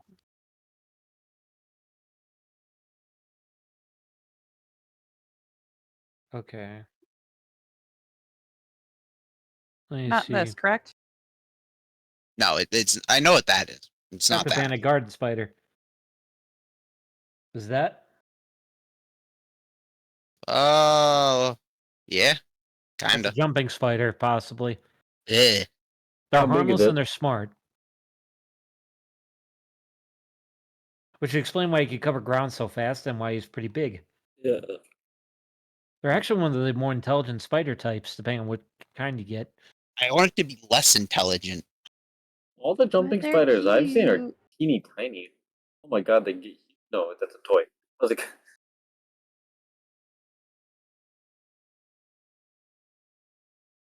I mean, just be thankful you don't have this thing. Mm. fuck is that? That is a Sydney funnel web spider, one of the deadliest in the world. Huh, neat. You won't get them anywhere in America. Yeah. And You to said be fair, Sydney. I'm assuming. Australia. Australia. Yeah. Their fangs are the size of snakes. They bite multiple times and they hold on sometimes. I'm sorry. Why have I come back to multiple images and Bird gifs found spider. of spiders? I'm being antagonized in my own home. Burb is terrified. I'm terrified. What is happening? What do you mean? There was a fucking spider scurrying about on my fucking desk. I lost track of him for a while. And then I found him. And I lost him again. We named him Joe. So yeah, it was pretty much a combination of I wrapped up near dark and then Joe started to derail everything. Can Donut? Can you delete that last one, please? Oh, the Sydney one? Yeah, sure. Please. Despite how dangerous they are, they actually have not been successfully dangerous since the 1980s because of anti-venom. That does not make me feel any better. Okay, anywho. Yep, we're moving on. There were no questions, and so many people went to get EPs. Okay, What so now what? Rain did. Oh, bye, Rain. Everybody's just witnessing me fucking fighting for my life out here. I mean, spiders are kind of like vampires, but not exactly. Looney says she was invested in Joe. All right, so I'm glad you're invested in Joe. this is what we need to do. We need to create a Fright Night fan fiction. Jerry Dandridge with his jerry can and his buddy Joe on his shoulder. I mean, but instead of Jerry just trying to go and infect people, he's literally trying to raise a family and fight crime. Oh my god, Boom. I just realized something and I'm so upset at myself. I'm upset at myself and I'm upset at What happened? everything. There is one movie that we did not mention that involves a spider. Okay. What now? What? What now? I am all the sads. You will know after stream. Okay. I mean, we could talk about it now if you wanted to. I don't. We You don't keep want to derail talking it too and much. I So is it the will- vampire spider? No, you keep talking and I will look up the movie and I will put it in the VC chat and then you will all know what I'm talking about. Is it Eight-Legged Freaks? No. Salt Okay. Torkel, we are continuing forward. I invoked the Salt Torkel. We are moving on to the next. Okay. Nobody wanted to hear about Bill Paxton being a vampire, so here we go. We're going into Bram Stoker's Dracula. Huh, what year is it?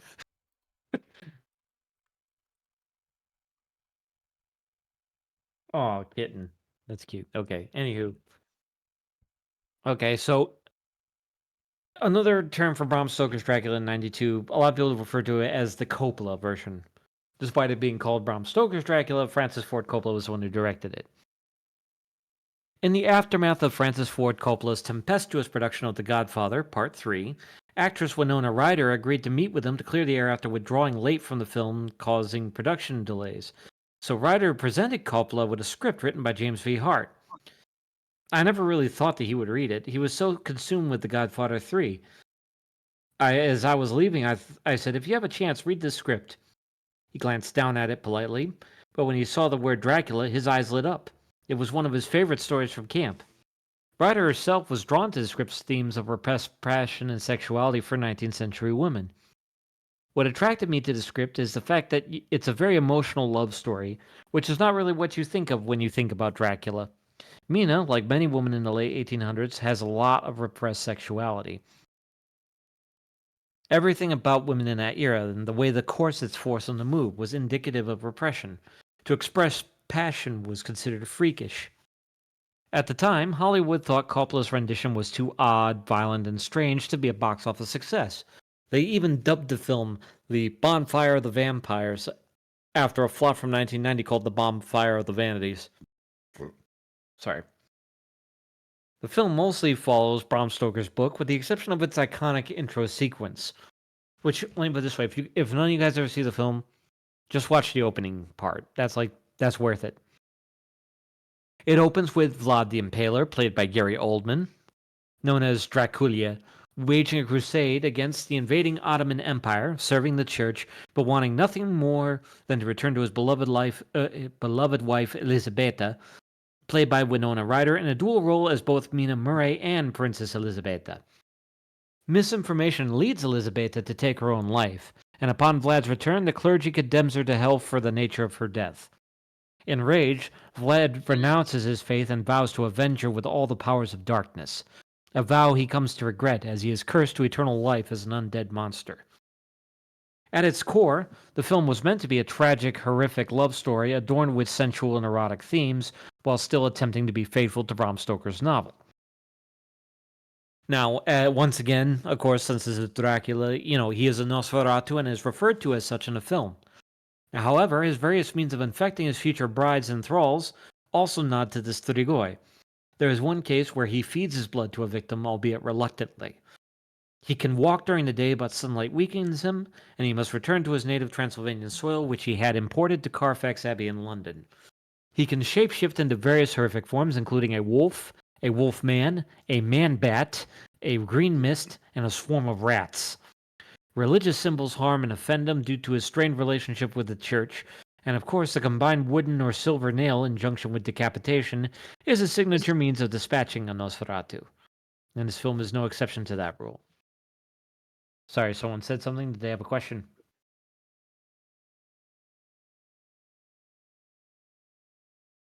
No, we're good. Okay. Questions, comments, swear words, nobody. Okay. Joe, any questions? Okay. The film did receive positive reviews when it came out, though people criticized Keanu Reeves' stilted attempt at an English accent. And others claimed Coppola was cashing in on the youthful star-studded cast to draw people into theaters. The film was one of the highest-grossing vampire movies of all time, even adjusted for inflation as of 2023. The film is still talked about today on various YouTube channels, mostly pointing out the obvious fact that the film is creepy, occasionally surreal, and hypersexually charged. It may not be everyone's cup of tea, but Dracula doesn't drink tea anyway, so no harm done. Yeah, actually, the film is, after rewatching it, it was very, very creepy to the point where it's like, wait, this is supposed to be a love story? Wait, what? What? So, but this was actually one of the things that really stood out.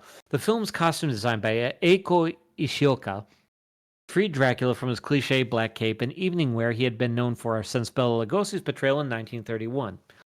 Interestingly enough, this rendition of Dracula is the only vampire film to ever win an Oscar. The film has introduced innovative designs such as vampires having retractable fangs and being able to transform into literal Batmen. Which, yeah, actually, as silly as it sounds, it's actually a pretty creepy scene. I might send that to you guys later because that part's pretty cool. Perhaps its greatest achievement was demonstrating that horror films can be worthy of A-list production values and worth a larger budget if the right script and people are behind it. This film not only spawned a new wave of horror films in the 90s, but also influenced Neil Jordan's work on Interview with the Vampire. The film has been parodied numerous times by people such as Mel Brooks with Dracula Dead and Loving It, and Adam Sandler and Gendy Tartakovsky in Hotel Transylvania 2. It was also nodded to in the series What We Do in the Shadows. I actually remember, like, particularly they made fun of Dracula's hairstyle from the Coppola version in Hotel Transylvania 2, where they were saying like he looks like he's wearing a baboon's butt on his head or things like that because of the weird shape that it was. It was a pretty weird look, but it was unique. So yeah, that is the Coppola version of Bram Stoker's Dracula. Also, Gary Oldman is a national treasure. Protect at all costs, along with Sir Anthony Hopkins, still a great actor.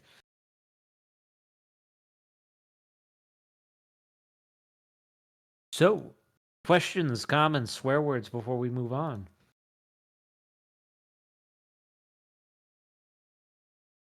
Duck. Duck. Duck gets hit in the face. Just change one letter. Duck. Oh, I see. What happened? He said questions, comments, swear words. So I said a swear word that wasn't a swear word until you changed one letter. Duck. Oh. Fire truck. Toaster fork. Innocence, honor, virtue. Sorry, when I get mad, I'm liable to say anything. Okay, then. Dang it, I must see who has said anything. No, they're still asking about goddamn Joe. I do Okay. believe Burb is next. Yes. Yes. You get to talk about the half Tarantino film? This national treasure of a movie, yes. I did watch it recently after not ever watching it before, and I can say I was entertained. So please enlighten us. Tom Savini's in it. That makes it amazing. Got Danny Trejo too, my man. It does also have Danny Trejo. Amazing cast. And Salma Hayek. I mean, just saying. I mean, she hasn't really aged at all, so she really could be a vampire. I mean, Just hell, saying. George Clooney's in it. And could with also one of be the a best vampire. one-liners. So what was Oh. that? He could What's up? also be a vampire. There's a lot of He actors could. from that era that just have not aged, or if they have, I- it's been so minuscule. Look at He's Tom 60. Savini. Tom Savini. Hang on a second. I gotta look that name up. Tom That's Savini's 77. Can you please put the picture in the VC chat? Because I do not know who that man is. Yes, Yeah. I have seen him before. Yeah, he actually, apart from like maybe some weight changes, he's got the same exact face he did back then. He's got a little bit of gray in his beard, but like, here's an older picture of him. I'll also post. And like Clooney is gray maned, but his face is the same despite being 63. For real? Yeah. Yep, vampire. Goddamn vampires. Now, I personally don't think Danny Trejo's appearance has changed much in his life, but he always kind of had that rugged look. So, anyways, Apparently, his taco restaurants are actually very, very popular. I want to Yeah, go to one. one I've of these met days I Danny would. Trejo. He's so cool. He's definitely probably one of the coolest guys out there. Probably one of the best origin stories out of anybody. Anyways, From Dusk Till Dawn, 1996. Oh, So- the Dark Age of cinema.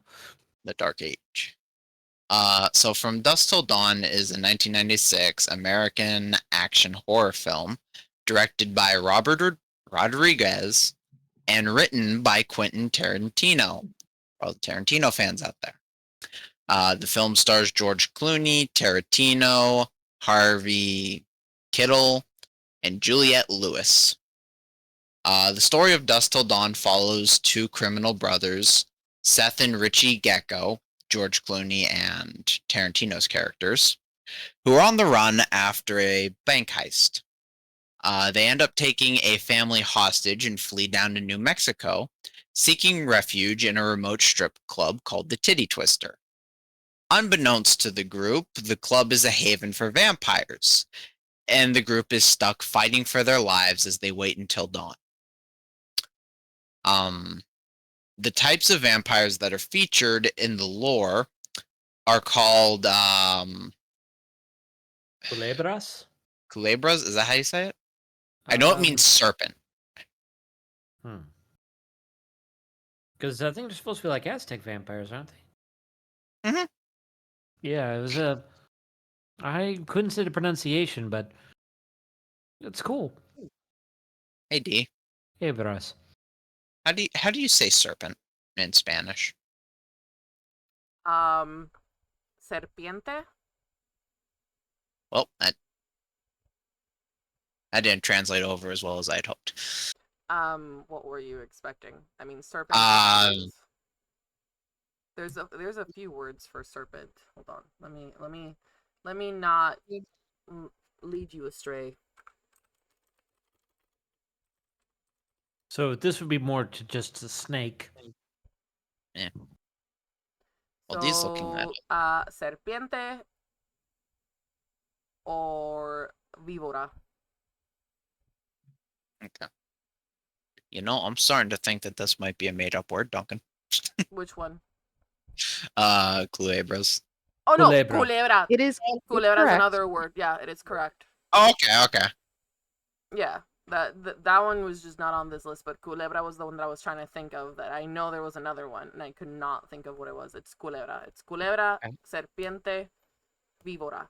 Víbora is more for very violent serpents, or also used when it comes to like man-eating women. And eating women. Yes. Like when a woman is so like powerful that men fear her. Then we have culebra and serpiente. Culebra and serpiente are also snakes, but serpiente is like the basic like snake word. Culebra is like another type of snake. See, when you said man-eating woman or whatever you said, I was thinking like literal. Yeah, I was thinking like some kind of folk monster. Yeah. No. Víbora would be kind of like it refers to how like snakes can like their jaw. Yeah. Uh-huh. Yeah. So it's Unhinged. basically like it's used for kind of toxic. Yeah. Like when a woman is like feared by men and like she's very like, I don't care who I have to step on. I'm going to do whatever I have to do. Kind of like a snake in the grass kind of situation too. So it's bad connotation, but specifically used towards women. Okay. Going back to From Dusk Till Dawn. I learned something new every time we do one of these episodes. But that's the whole point, isn't it? that is the whole point. So, all in all, as cool as the vampires in the movie are, they do just appear to be a reimagining of either the standard Dracula or the standard like Nosferatu-esque vampire. How it's changed in the current day. From Dusk Till Dawn has presented vampires in a much more brutal and raw. The vampires in this movie are not like the suave, sexy, like posh vampires. They're just horrifying and brutal. But divergent. I went off the script and I don't know where I am. The portrayal of vampires as savage animalistic beings added new dimensions to vampire lore and helped emphasize the predatory nature of vampires in cinema. How this has affected media. The film's specific blend of action, horror, dark humor has influenced other genre-crossing movies and TV shows. Dusk Till Dawn spawned a franchise that includes multiple sequels, TV series. There's a couple comic books. With its unconventional take on vampires, this has also inspired other works to explore different and more gruesome aspects of the vampire mythos. The film's cult status and stylistic approach have also contributed to the evolution of modern horror and action films. And I know I've been gushing over Tom Savini, but he is a master of special effects to the point that he actually has a special effects school here in PA. This is, I don't want to say this is the movie that like made his career go off, because that was the Romero films he was in are what really set his career off, but this is definitely one of the ones that helped it.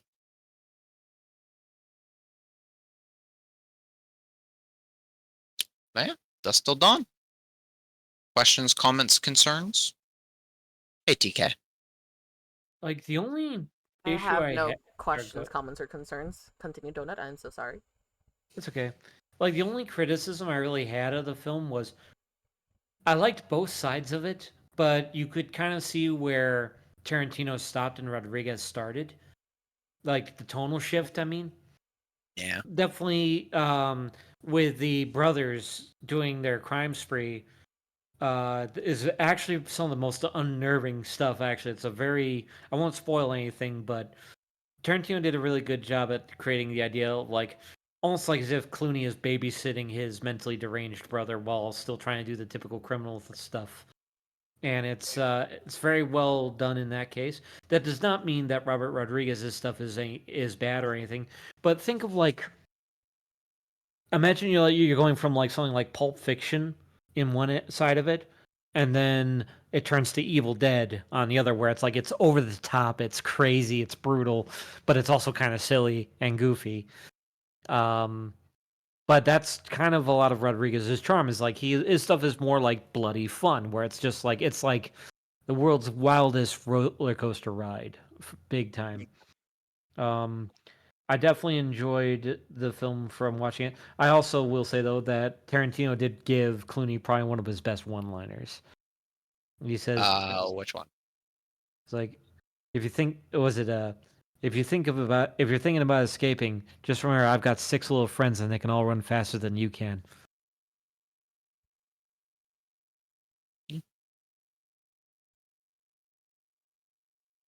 Like, I mean, come on, that's a good line. It's like, I I also love the fucking jackhammer steak. that. Yeah, that was egregious, No but tactical advantage. yeah, but it was good.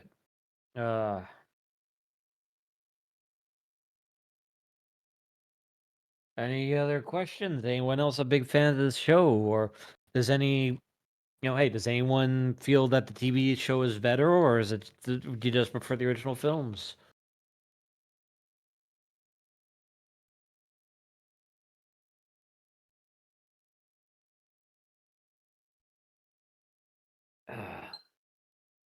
Tough grab. Well, there's 11 people in here.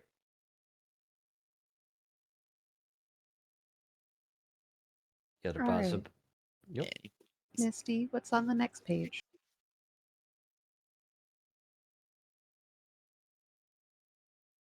Ooh. The vampire, Okay then. which I'm very happy to see on here. I'm really glad. Well, not to spoil anything to the audience, but I was really glad you all were willing to humor me and check it out. I thought it, like I said, it's not really your typical vampire film, but I felt it deserved to be on the list. I enjoyed it quite a lot. It deserves its own little spot. Nah. Yeah. I was I gonna don't say say it definitely paradise, does. but I feel like vampires aren't in paradise. No. That Um, that was the moment that I realized that Donut and I have very similar tastes because I really like that movie. Well, thank you. That means a lot. I really liked this movie too. I like as soon as I saw what's his name, Malkovich. I Oh was It like, was a yes. good I movie. know what kind of movie this is gonna be. I am here for this. I am okay. I do love me some John Malkovich. I mean, the first time I ever saw him, he played a crazy Frenchman in Johnny English, and that I just knew that I was gonna love this guy. All To right, go from well, being a jumped up Frenchman to being a crazy German director, yes, please. other than praising the movie, how about we tell the audience about the movie? Yes, yes, yes, you're right. Enough gushing. So here we go. This is an oddball on the list. In the year 2000, Shadow of the Vampire, independently produced on a budget of only $8 million at the time, Shadow of the Vampire used the film within a film concept to great effect, creating a unique fictionalized account of the production of the silent film Nosferatu in 1922.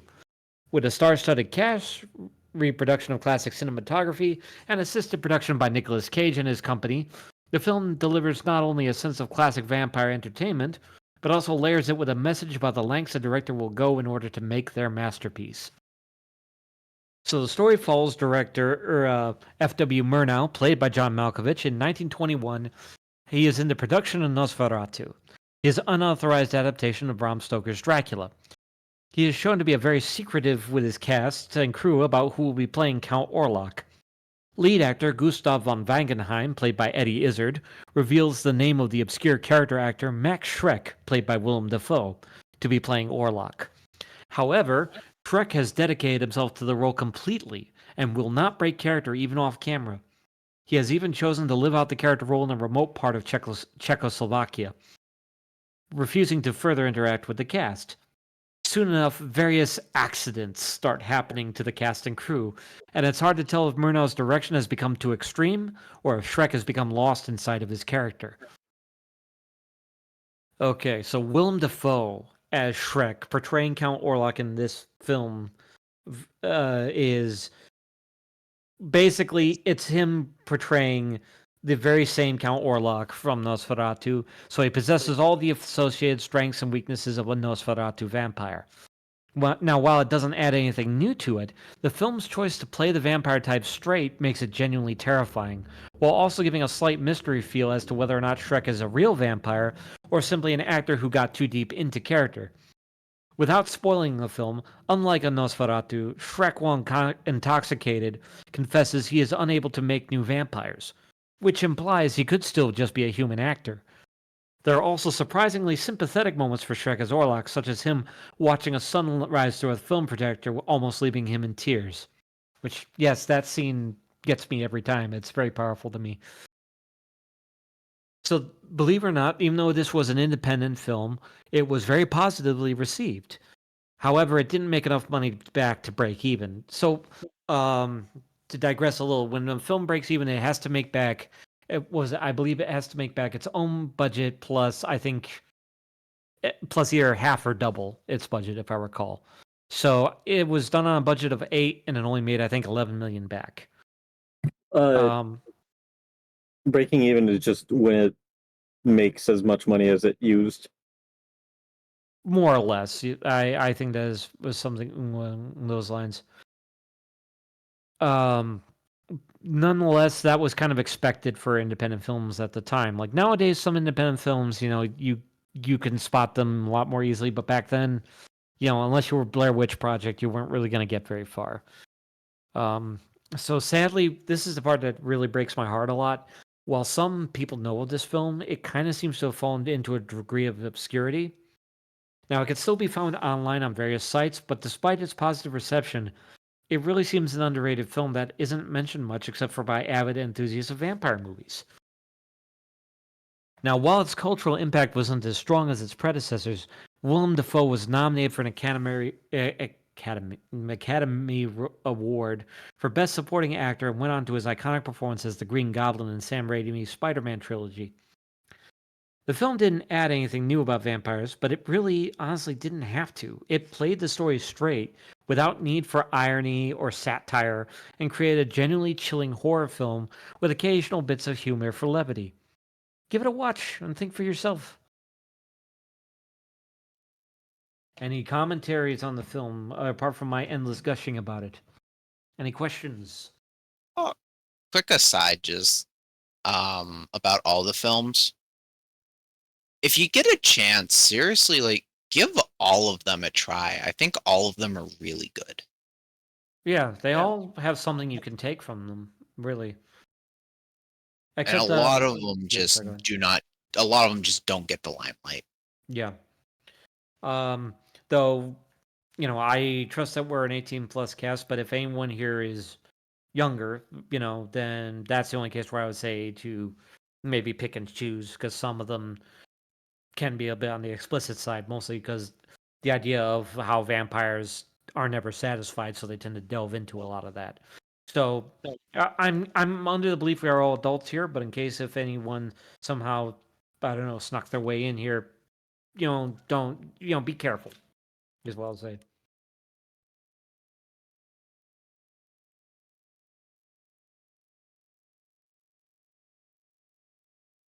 The All Loonies right. says something sounds interesting. You referring to the movie Looney or something else? I'm assuming the movie, but it is I'm definitely assuming the movie as interesting. well.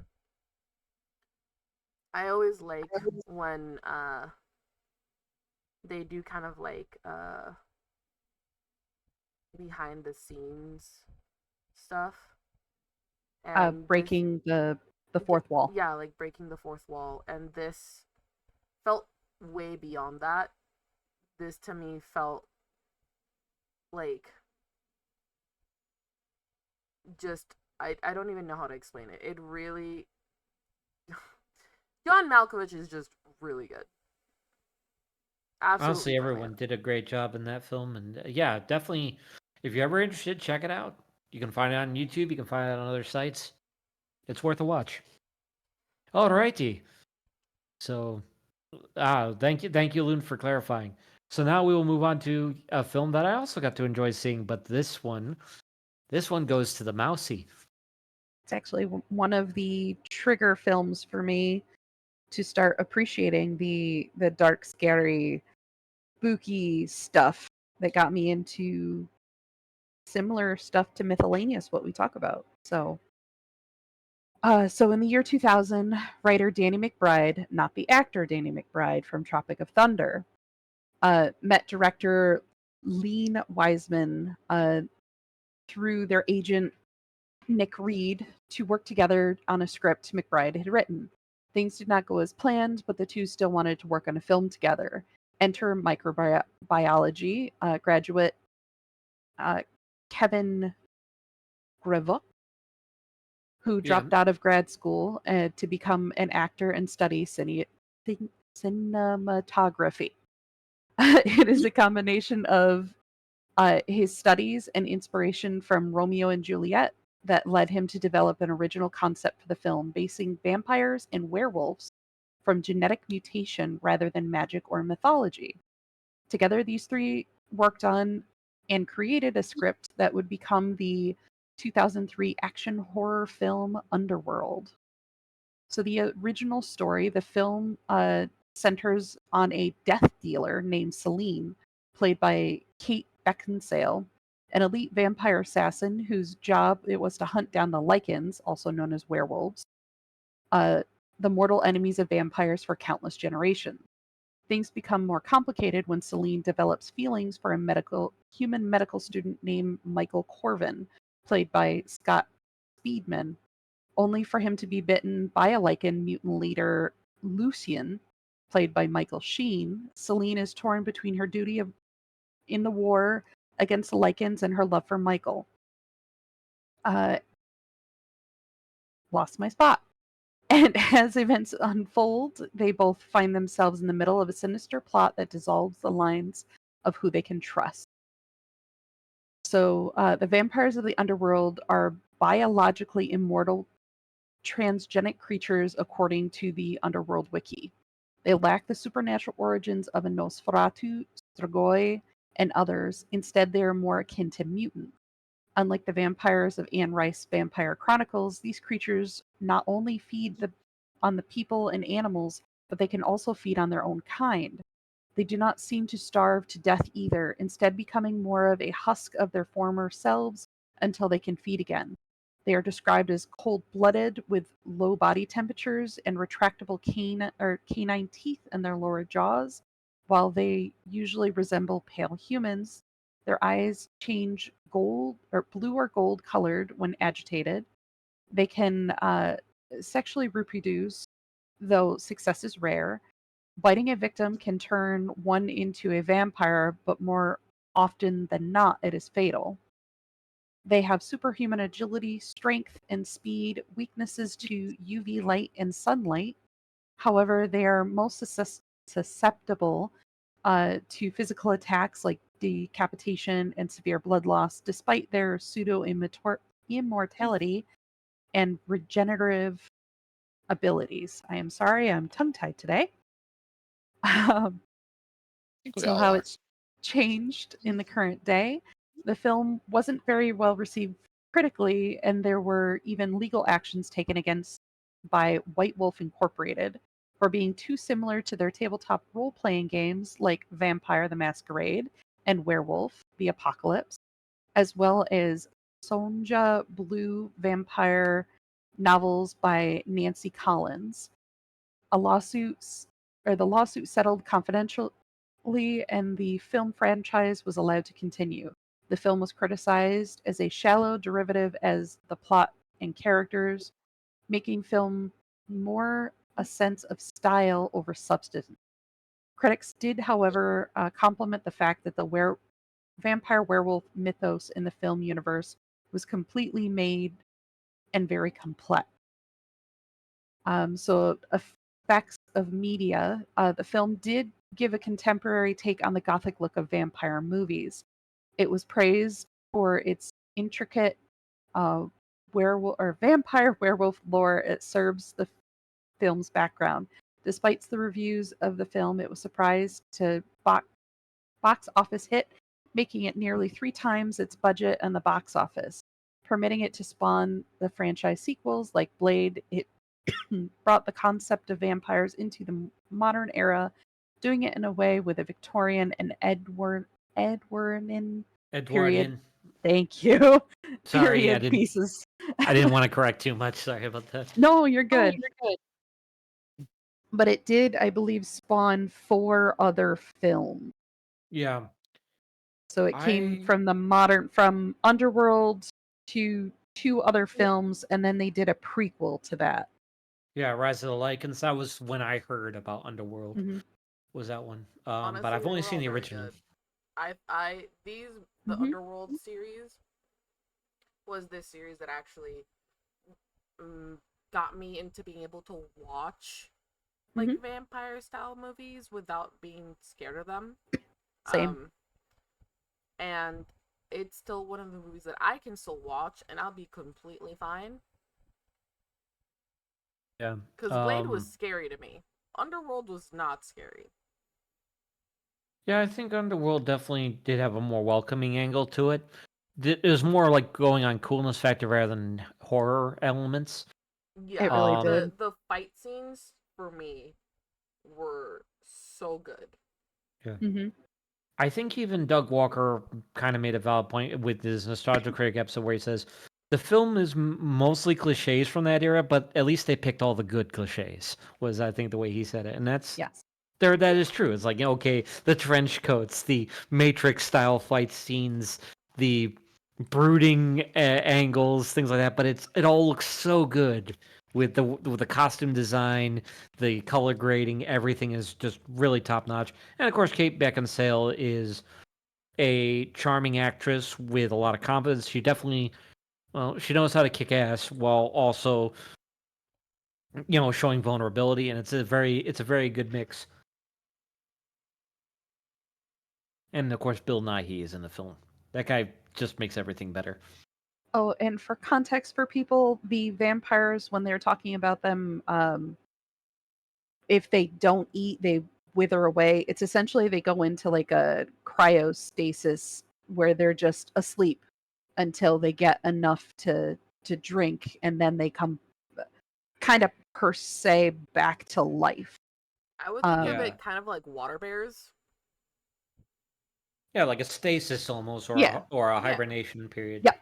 Which they actually do use in their society with the leaders that they have without giving too much information. Yeah, can't spoil all that because that's got some.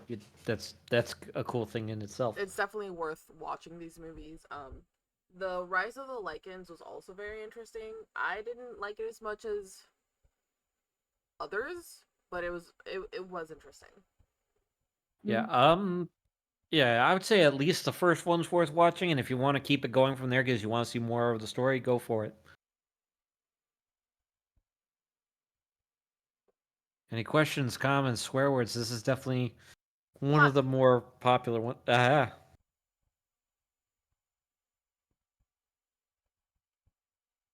Brownie. Pickles. Cookies. Mocha Where? chocolate.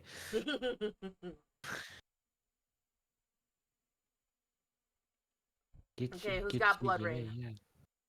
That Oh, would be a combo of donut for the most part, and then I add on to. Aha. okay. So, if you would like, Mousy, um, since Blood Rain didn't start out as a film, I believe I've got some of it in the introduction Mhm. there. Oh, and you also had your own add-on there, I see too. So Yeah, that's how I did it.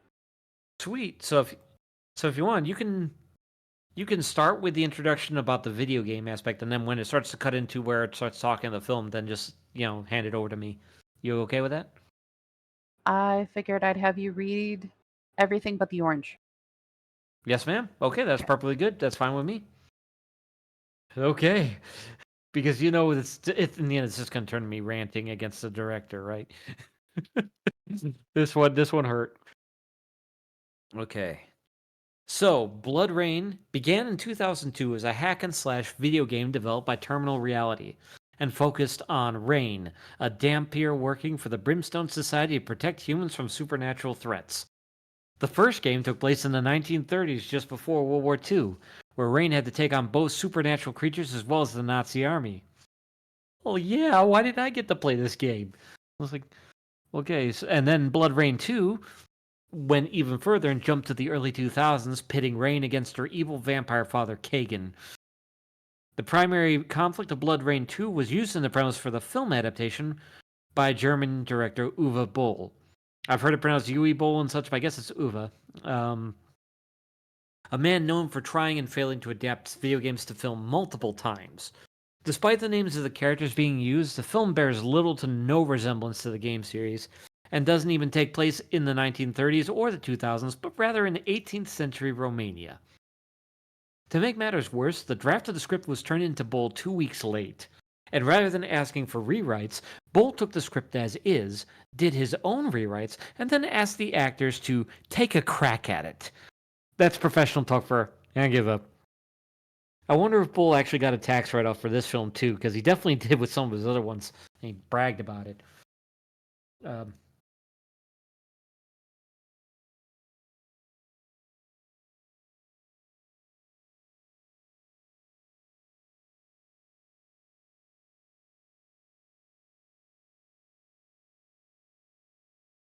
Hello? Yep, I'm we're still, good. I'm still here. My donut brain disappeared because I don't have a brain. There was so much quiet. I was like, I'm sorry, I stole the brain cell for a moment. Continue, Donut. Have the brain cell Okay. back. Yes. Okay, so yeah, so now obviously we went from the game to the film, and the film, if you can call it that, I'm like, if I had hands, I'd be finger quoting the shit out of this thing. It follows Rain, played by Kristana Loken, a Dompier, half human, half vampire, who, through a fortune teller, discovers her vampire father, Kagan, played by Sir Ben Kingsley, has become the most powerful in the country and has amassed an army of thralls. She is told that if she can find a series of body part shaped mystical items, Kagan will grant an audience with her. Little does she know that each of these parts unlock a terrible power that Kagan wants to harness for himself.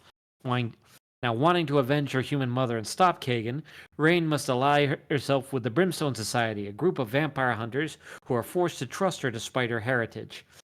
Hey, believe me, this synopsis makes a hell of a lot more sense than the entire movie does. So give me some credit here.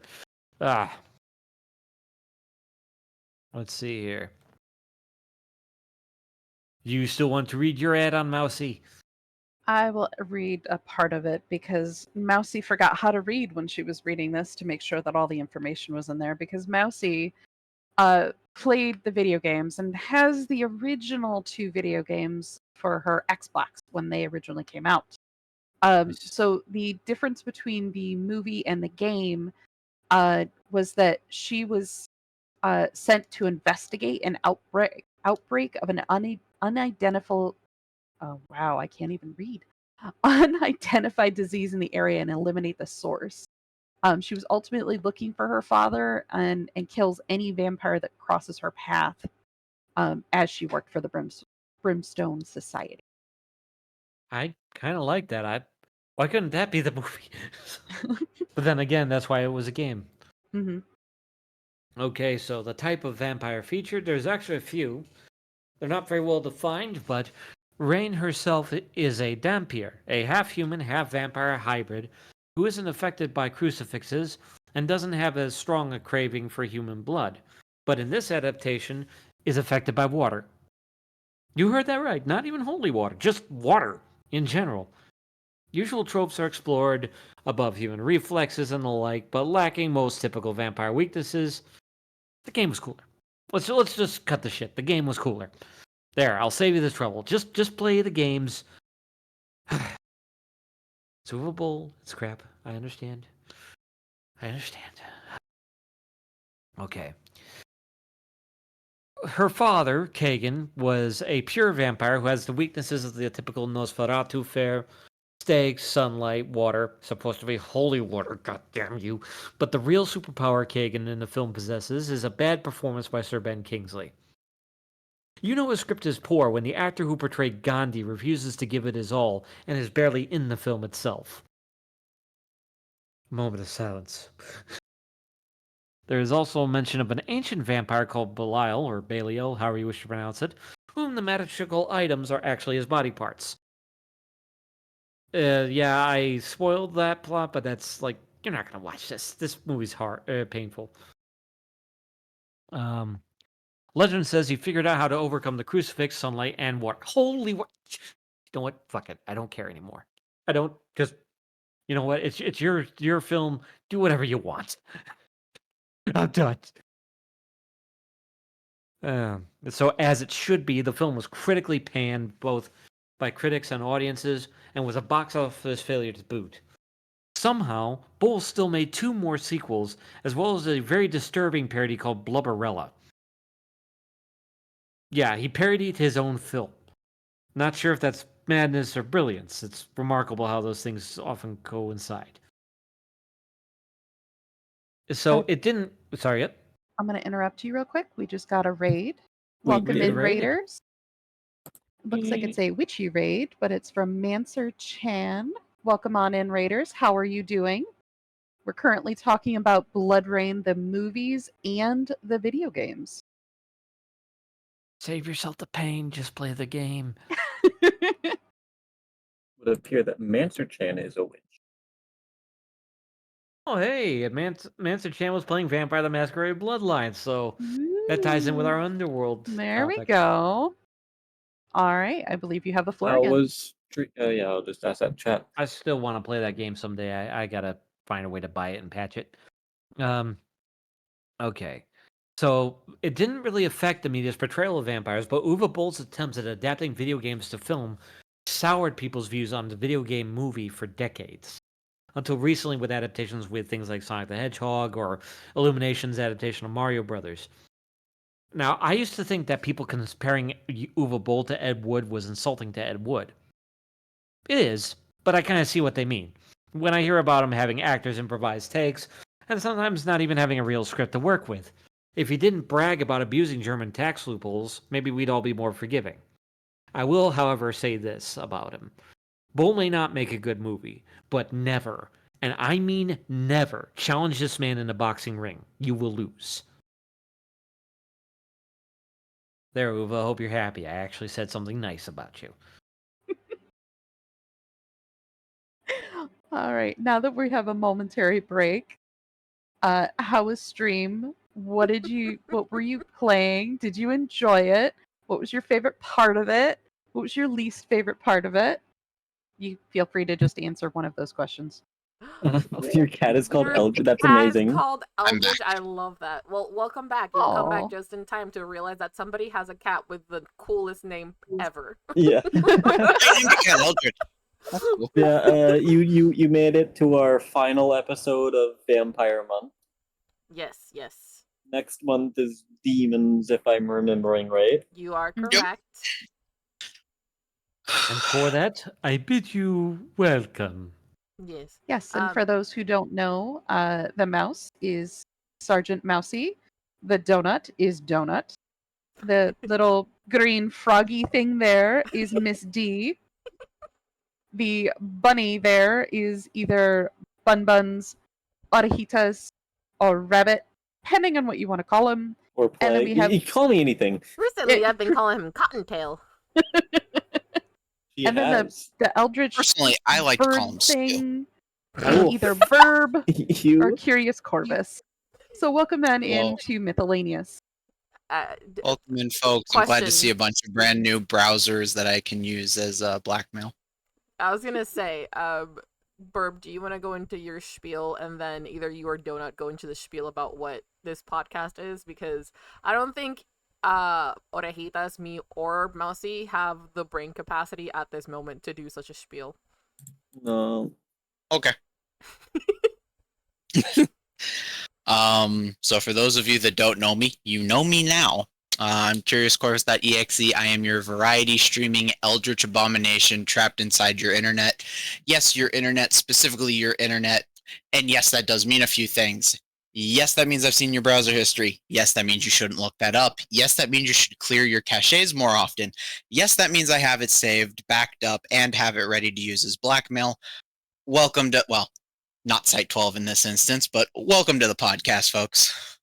This is where I mentioned that welcome to our Pocket Dimension tea room, where we come here so the Burb doesn't have to actually leave, because he can't actually leave because he was trapped like a child into a computer. That's older than all of us, probably. We're not going to Probably. mention that you got tricked again recently into getting trapped into a pen drive. We're not going to mention that. I don't know if that counts as being trapped. He just grabbed the thumb drive out of the computer and ran. He tricked you. You were in the computer and you got into the pen drive and he took it. That is getting Oh, wait. trapped. I'm always in the drive. That's where my backup is. No, Yeah, no. That's where your backup you is. got That's in. not where you are. Yeah. You got off of the computer onto the thumb drive with the backup. We didn't even have the backup anymore then? He said we did. He lied. You liar. No, I had a backup saved to the computer. It's just a really old backup. Oh, okay. So the most recent backup is saved on the pin drive. Okay. Well, technically, I'm the most recent backup. So yes. You don't count as a. You're not a backup. Yes, Bye-bye, you're the original. Your post-care Manzer-chan. stream self-care. Yes, go take care of yourself. Thank you so much for the raid, and we hope to see you Bye again. bye. Bye. Wait, before I forget, all this Thank person. you. I didn't even do my spiel. It's okay. Well, their Sorry. chat is still here. Yeah, Yes. there's still other viewers. You can still do your spiel. Okay. Yeah. I'm gonna eat my pepperoni roll while you do that. I'm Duncan McDurp of Clan McDurp. Last surviving Wimpa died with a black belt in pillow fighting, a part-time goat puncher. Once beat Jessica Alba in a starring contest. Then 2010 Pretty Princess Champion of Upstate New York. Currently a donut. Though sometimes I identify as a waffle. How is anybody supposed to beat that? Well, he is what a did I pretty, just- pretty princess. He is a pretty princess. And he's not even in his little cat donut form. You are crazed and you are awesome. You are Okay. very much awesome. He just stopped the whole thing. You, sir, win the internet. Yeah, Mousy, do you want to try to do a You spiel won the about internet yourself? twice. Sure. Hi, everybody. I am Sergeant Mousy, formerly known as Stuart the Mouse, variety streamer. I love my 7 days. I have an unhealthy obsession of the game, but I do play other games as well, a lot of puzzle games. That is about it for me. Don't let her fool you. She also has an obsession and addiction to cookies. Shh, we weren't going to talk about that.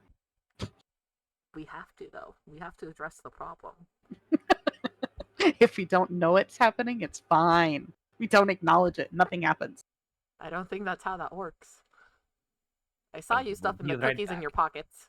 Shh. I don't have pockets. I know where your pockets are. How about you, Miss D? What about you? Who are you? Well, hi, I'm D. I'm just your quote-unquote average froggy that hangs out at your local pond.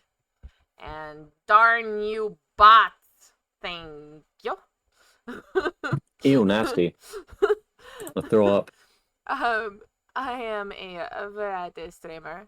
And you can call me D, you can call me Mute, you can call me Do. Just don't ever call me D-Mute because then you're full naming me and I get sad.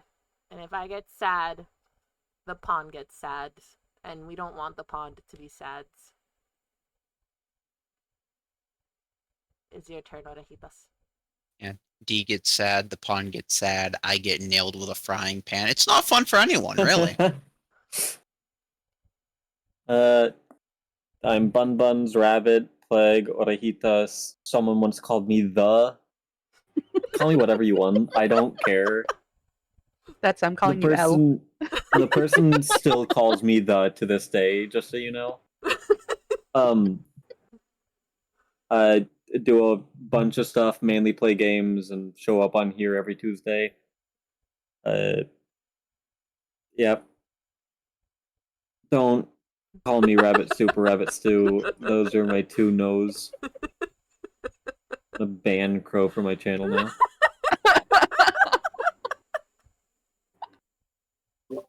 Howard. Howard. Fine, I'll go to your house. We'll fisticuffs. Ooh, old school. Fisticuffs. Let's go. Put them up. Or Edus. Can I be the You're ref? my I wanna I be like the to ref. think you're my friend. I have a very long history of fist fighting, and it's not a very long history of fair fist fighting. What do you mean fair? For a very long time, I used to carry brass knuckles in my pocket. Yeah, they sell paperweights here too. Listen, let's just say that for the first at least 3 months of Burb hanging out with me on my channel, Oh my god. the community thought he was just a criminal. I mean, wasn't he though? Isn't he though? Like, It all depends on your definition with of his stories of a high school. Listen, a Burb can get stabbed once or twice and not be a criminal. It's fine. Yeah, Didn't he have it a was the story third about a time that trench was the mace? problem. We're not here We'll to talk about that Burb's might be criminal past or might not be criminal past. All right, if you want to hear more about my criminal past, we'll do a criminal past stream at 200 subs. Criminal past tier list. Did you just say 200 subs? Not even 200 followers? 200 I'm sorry, I have subs? follows. No, 200 subs. 200 subs. That's assuming that we've all done something. You are definitely not allowed to do anything that Burb has done. I mean, Don't have get you there. sped before? Don't do things I've done. If so, bam, criminal past. None of my froggy children are allowed to do any of that. I'm telling Listen, you not right now. every. Yeah, Not anything everybody that Crow has ever done other than like graduate high school, not allowed to do it. And go to college. And go to college. Yeah. You're not allowed to do it. You are allowed to graduate high school and go to college. You're not allowed Any to of do the any not criminal illegal items. things that Crow has done, I can't you're make allowed pulled to do. pork. Any of the not criminal things that he's done, you can do. Other than that, nothing. If it's for a good reason, we can talk about this later. Not on We stream. talk You're gonna. Mr. FBI agent, CIA agent, we're good. It's a joke.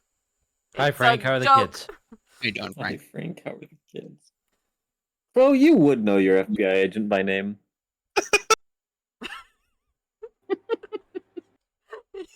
You'd be like on a first name basis with that man. I feel like it it would be his So low FBI key. agent, but not because the FBI agent is watching him, but because he's watching that FBI agent. Exactly. So like, The Loki, FBI hired him to watch an FBI agent. Let's All right. so fun. All right, just fun Continue. aside, real We quick. continue. No, we continue. Alright, I'll tell you Further later. discussion. Salt Torkel. Salt Torkel. We continue. God damn it. Who's got Helsing? That's the burb. That The would be the bird. Burb. Oh no. I mute myself I now. I had just taken a bite of food. Good job. Well, it's your I thought turn. we were still on blood Also, rain. buen provecho. Oh, yeah, wait, Mousy, did you do your part? Yeah. She did. Okay. How dare? All right. How absolutely I'm dare. still having trouble with my brain damage. So sure. Nobody was watching. All right. Specifically Helsing Ultimate. For those that don't know, Helsing is a manga turned into an OVA that also had a short-lived anime adaptation. We're talking about the OVA series based on the manga, written and illustrated by Koto Hirano. The OVA series closely follows the manga storyline and was produced between 2006 and 2012, averaging like an episode a year. The original story of Helsing Ultimate centers around the Helsing Organization, which is a secret British government organization tasked with protecting the country from supernatural threats, particularly vampires being the one you see the most. The organization is led by Sir Integra Helsing, who is the current last descendant of the Van Helsing family. She commands the powerful vampire Alucard and a newly recruited police officer turned vampire, Ceres Victoria, aka Police Girl. The series follows their battles against various enemies, including their rival Nazi organization known as Millennium, multiple other supernatural creatures, and the Catholic Church.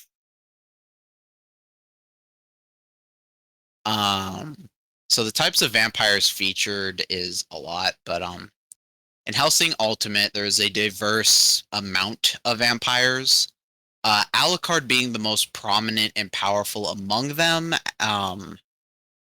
He is the titular Dracula archetype, with immense strength, regenerative abilities, shape-shifting, mastery over dark magic, along with his complex and darkly humorous personality. You also see a lot of artificially created vampires and ghouls, each with their own unique abilities. I think the most generic of them is the Foot Soldiers, which are vampire in name and the fact that they drink blood, but their only notable powers is like enhanced speed, durability, and super strength. Other than that, they're really not that vampire-ish. They're more zombie-ish. But anyways, I'm losing the forest for the trees here. How's it changed in the current day? So Helsing Ultimate brought a darker, more intense portrayal of vampires compared to many contemporary depictions to the manga scene. The series emphasizes brutality, power, and psychological depth to its vampire characters. It also uses them to explore the themes of immortality, the nature of evil, and the complexities of human nature and human and vampire interaction. This take on a more mature vampire was meant to appeal to an older audience and set high standards for storytelling and animation quality in the vampire genre. Much like Bram Stoker's Dracula that we talked about not that long ago, the titular Alucard, there's an ongoing theme of he continues because he must, but he really doesn't want to. Because throughout the entire series, he is looking for a human that can defeat him and put him to rest. This is partially where my idea of vampires not being able to do certain things because they don't have free will. Can I go into a little bit of a spoiler for the show? I mean, it's up to you. Personally, I would not like spoilers, but it's up to you. All right. I'm not going to name characters, but one of the human characters that Alucard sees as his rival, who he thinks is one of the people who actually has the ability to stop him, uses a religious artifact to turn himself into a holy monster versus Alucard being an unholy monster. And he tells him not to do that because only a human is able to kill a monster because only humans have the free will to do it. A monster is a monster no matter which side of the spectrum you're on. An interesting concept. Yeah. Commentary on the human condition in a way. Yeah. Oh, it's... I can sit here and gush about Hellsing all night, but we're not going to. How has it affected me? Sorry, go ahead. What was that? No, I jokingly said save it for the after party. Yeah. Hellsing Ultimate has had a significant impact on the portrayal of vampires in anime and manga, as previously stated. It has a very intricate and sometimes convoluted plot, complex characters, and high-quality animation that have made it a benchmark for a lot of supernatural and horror anime.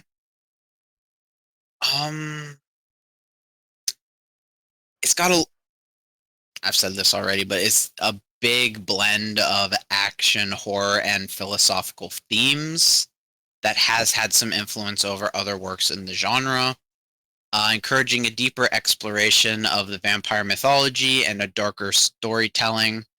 Additionally, Alucard's character has become very iconic, serving as a reference point for a lot of powerful and enigmatic I specifically said vampires, but I feel like there's just a lot of characters that draw inspiration from Alucard at this point. Right. I do want to make an aside to a previous statement I made earlier when I said you should check out all of these shows and movies that we talked about and give them a chance. Except Blood Rain. Okay, except Blood Rain. And The movie. there are Yeah, a litigants. lot of trigger warnings that go into the Hellsing manga and OVA. You need to look at that and make sure you're good with it before you dive in. That's all I want to say about it to anybody curious. Yep, you definitely want to know that you're in a good place. At least I'm speaking from reading the manga.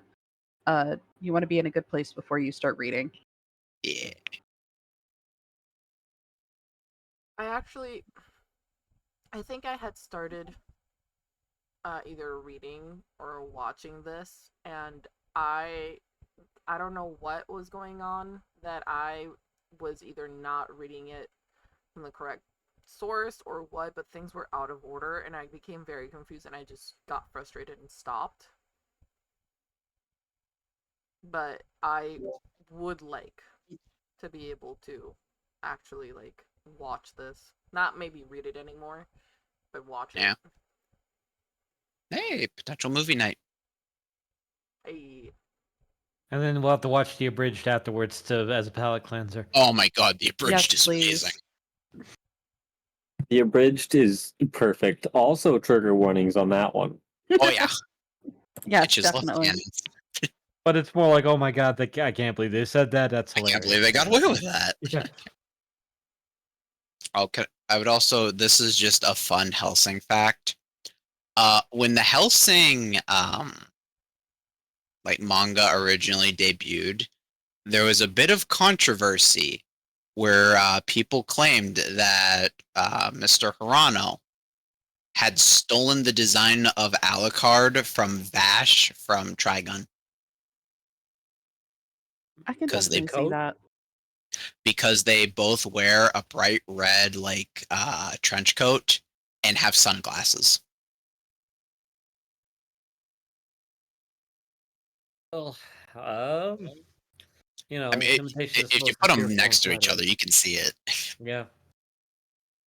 I mean, Um, there are some other less fun facts I could talk about with the show, but I feel like that's a not stream conversation. yeah, I Yes. agree. We'll move forward. How much? There's more to this email, isn't there? hmm Is there more? Hmm. Man, that explains why it took so long to load. Yeah, it's a long email. On a 90s computer, good lord. How do we even survive this far? Hey, I'll have you know my dial-up internet works great. Mhm. Except don't I think we might have call to on speed it up a phone. bit. Yeah, but Don't if we make a start phone call on speeding phone. it up, the Site 12 staff might start like the higher ups might start noticing No, I things. mean speed up Oh, TikTok. yeah. our discussions. All right, I believe I have the next one, so should I speed run it? Go for it. All right. I did have 30 Days a Night, right? Yeah. Yes. All right, 30 Days a Night, 2007. The origins is author Steve Niles originally pitched 30 Days a Night as a comic with no success. Instead, he chose to pitch it in a film format. When this too failed, Niles put the idea away until he presented it to IDW Publishing. IDW, in return, produced the comic miniseries in 2002 with Ben Templesmith providing the art. Niles decided to try pitching the idea for a film adaptation again, and it caught the eye of horror film icon Sam Raimi. In July of the same year, Senator International acquiring the rights to 30 Days of Night in a seven-figure movie deal, attaching Sam Raimi and his production partner Robert Tappert to producers to the film. Niles had been working on the screenplay since 2002, but was asked by the studio to rewrite it in 2004. In May 2005, Pirates of the Caribbean writer Stuart Beadle Beatty. was called in to do additional rewrites. The rewrite was faithful to Niles' version, and he was pleased with the result. However, in March of 2006, screenwriter Brian Nielsen replaced, how'd you say his name? Beatty. Beatty's script with another draft. Filming began in late 2006. The adaptation would finally release in October 2007. The goal was to make a scary vampire film while remaining faithful to the over-the-top comic that birthed it, while keeping a naturalistic and grounded atmosphere. And the original story in the Barrow, Alaska, known as, I'm not going to try to pronounce that. The township is preparing itself for its month-long polar night. During preparation, a stranger arrives in a ship and sabotages all means of communication and transport. Sheriff Eben Olson, played by Josh Hartnett, is called in to investigate and finds out both he and his family have to stay for 30 days. Things take an unexpected turn when a band of vicious vampires wreak carnage and slaughter upon the township. Eben is forced to take shelter with his family in the attic of a boarded-up house and use the weather to his advantage to find a way to outsmart these monsters, all while trying to protect the surviving townsfolk and the family he loves in the process. The types of vampires featured. The vampires in 30 Days a Night are referred to as Nosferatu and share many similarities with the namesake. However, their condition once again is depicted as more of a viral infection/mutation, rather than a supernatural entity. They spread their disease through biting and scratching unlike traditional Nosferatu vampires. Wooden stakes and garlic are ineffective. Not even fire will kill them. They possess frightening superhuman abilities, including more typical strength, speed, and senses. They also can possess teleportation, telepathy, and the ability to disguise oneself. Their only known weakness appears to be decapitation, exposure to UV light, making sunlight fatal to them. However, if blood were to spill on their ashes, they can regenerate. How has it changed in the current day? The film had a mixed reception, with critics praising the acting, photography, and concept, but criticizing the story for plot holes and erratic execution. The film was a modest box office success, allowing further comics and even a direct-to-DVD sequel to be made in 2010. Do not watch it, it is bad. How has this affected media? The film doesn't have any notable legacy like Interview with a Vampire or Lost Boys, but it deserves its credit for putting its own spin on vampires and complementary attempting to deliver a genuine horror film vibe. It also seemed to combine elements found in zombie films, or zombie survival films with the concept of vampires to create different take on how they are portrayed and seen. That was a pretty good speed run. Thank you. Damn, word zoomies. Yeah, fast as That fuck. was impressive. Like 2x speed video. It'll be 4 times when you 2 times it today. All right, so it looks like Moonlight is the next one. So Moonlight is an American paranormal romance television drama created by Ron Koslow and Trevor Munson for 1 season before being canceled for poor reception of the show. Due to 2007 to 2008 Writers Guild of America strike, production was of the series was halted by December 19th of 2007, and only 12 episodes of the original 13 episode order were produced. In June 23rd of 2008, James Hilbert of The Hollywood Reporter reported that the efforts to sell Moonlight to another network had failed and that the series was permanently canceled. Mind you, when I was looking up these notes, they tried to sell to like 10 other major companies and just all completely failed. So the original story, over 50 years ago, Mick St. John was turned into a vampire. Now in modern Los Angeles, he is a private eye working on cases that often involve the undead. He uses his supernatural abilities to help mortals in need, a difficult task if he is to keep his own identity secret. Mick's mentor, Joseph, a powerful fellow vampire with many connections. One night, a case leads Mick to reporter Beth Turner, a beautiful human woman he feels bound to protect. But while he struggles with his romantic feelings towards Beth, he meets a enigmatic brunette who looks identical to his ex-wife, Caroline, the woman who turned him into a vampire, a woman who was supposed to be dead. The type of vampire, the conventions of Moonlight is based on part in a unique mythology. Some parts of the mythology that are common include a sire, that is a vampire who turns a human into a vampire, though it is a slow. In the show, the sire must teach him or her how to live as one. The vampire's bite is not enough to turn a human into a vampire.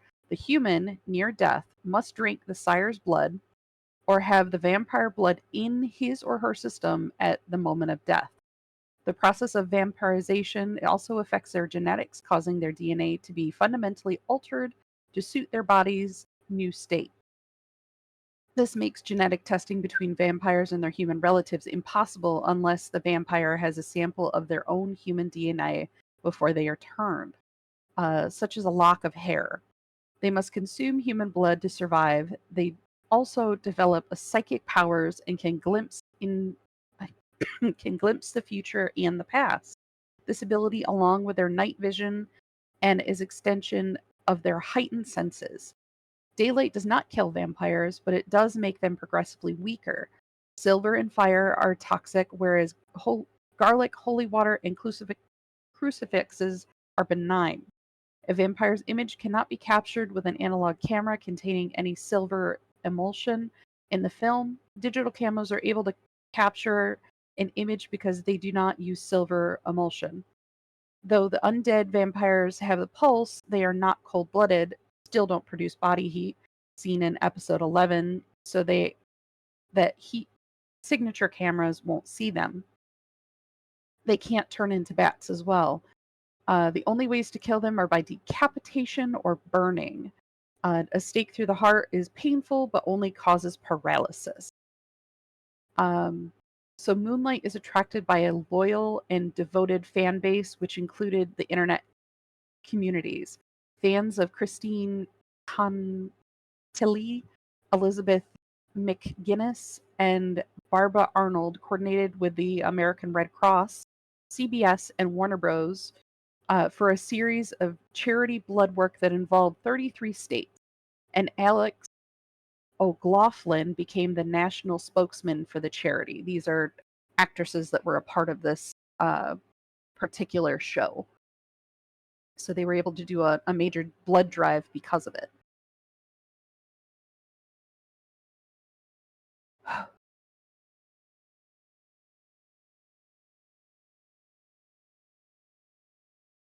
All right, so it looks like Bun Buns is up next. This film I have yet to see, but I've Sorry, I heard was good munching. things. It's okay.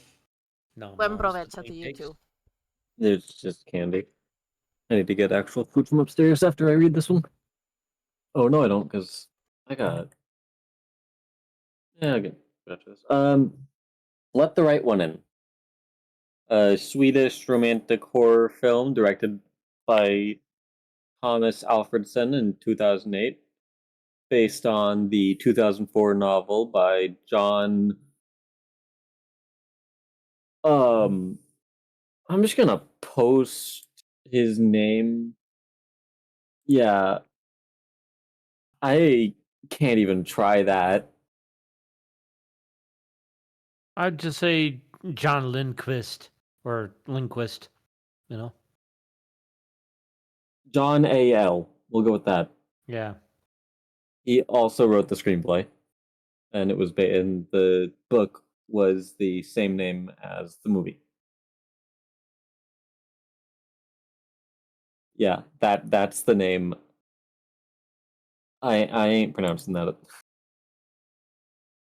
Okay, so the story is that in 1982 there was a young boy named Oscar who lived with his mother Yvonne in Blackburg, which is a suburb of Stockholm. He met a young girl who moved in next door. God, who moved into the next door apartment with a man named Håkan.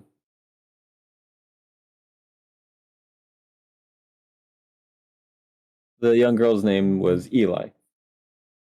She tells Oscar that they can't be friends, and then they begin to form a relationship via Morse code taps on their shared walls. So, we can't be friends. Hey, let's be friends.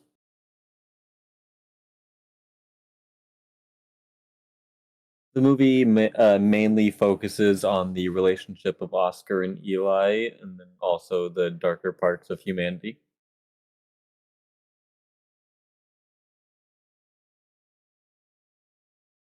In the original, as the type of vampire isn't mentioned, though things shown like bursting into flames from sunlight, turning someone else by biting them, and not aging make it seem like a Nosferatu.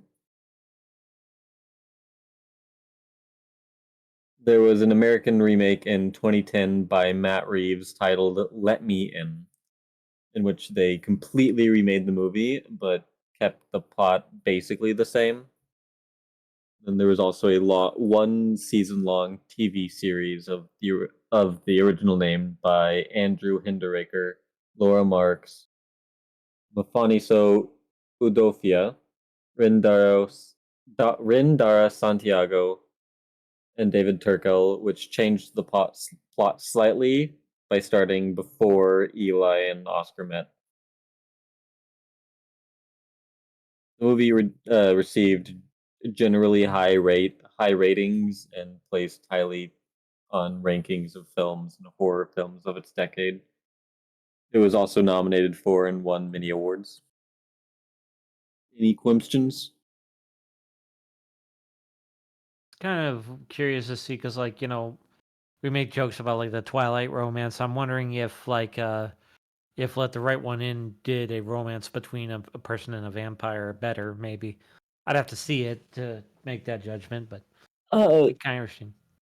I Yeah. mean, I've never seen the full thing. I've seen like bits and pieces of the not this version, but the American version, and it's Right. not so much love, I guess, not like romance, as it is devotion and loyalty.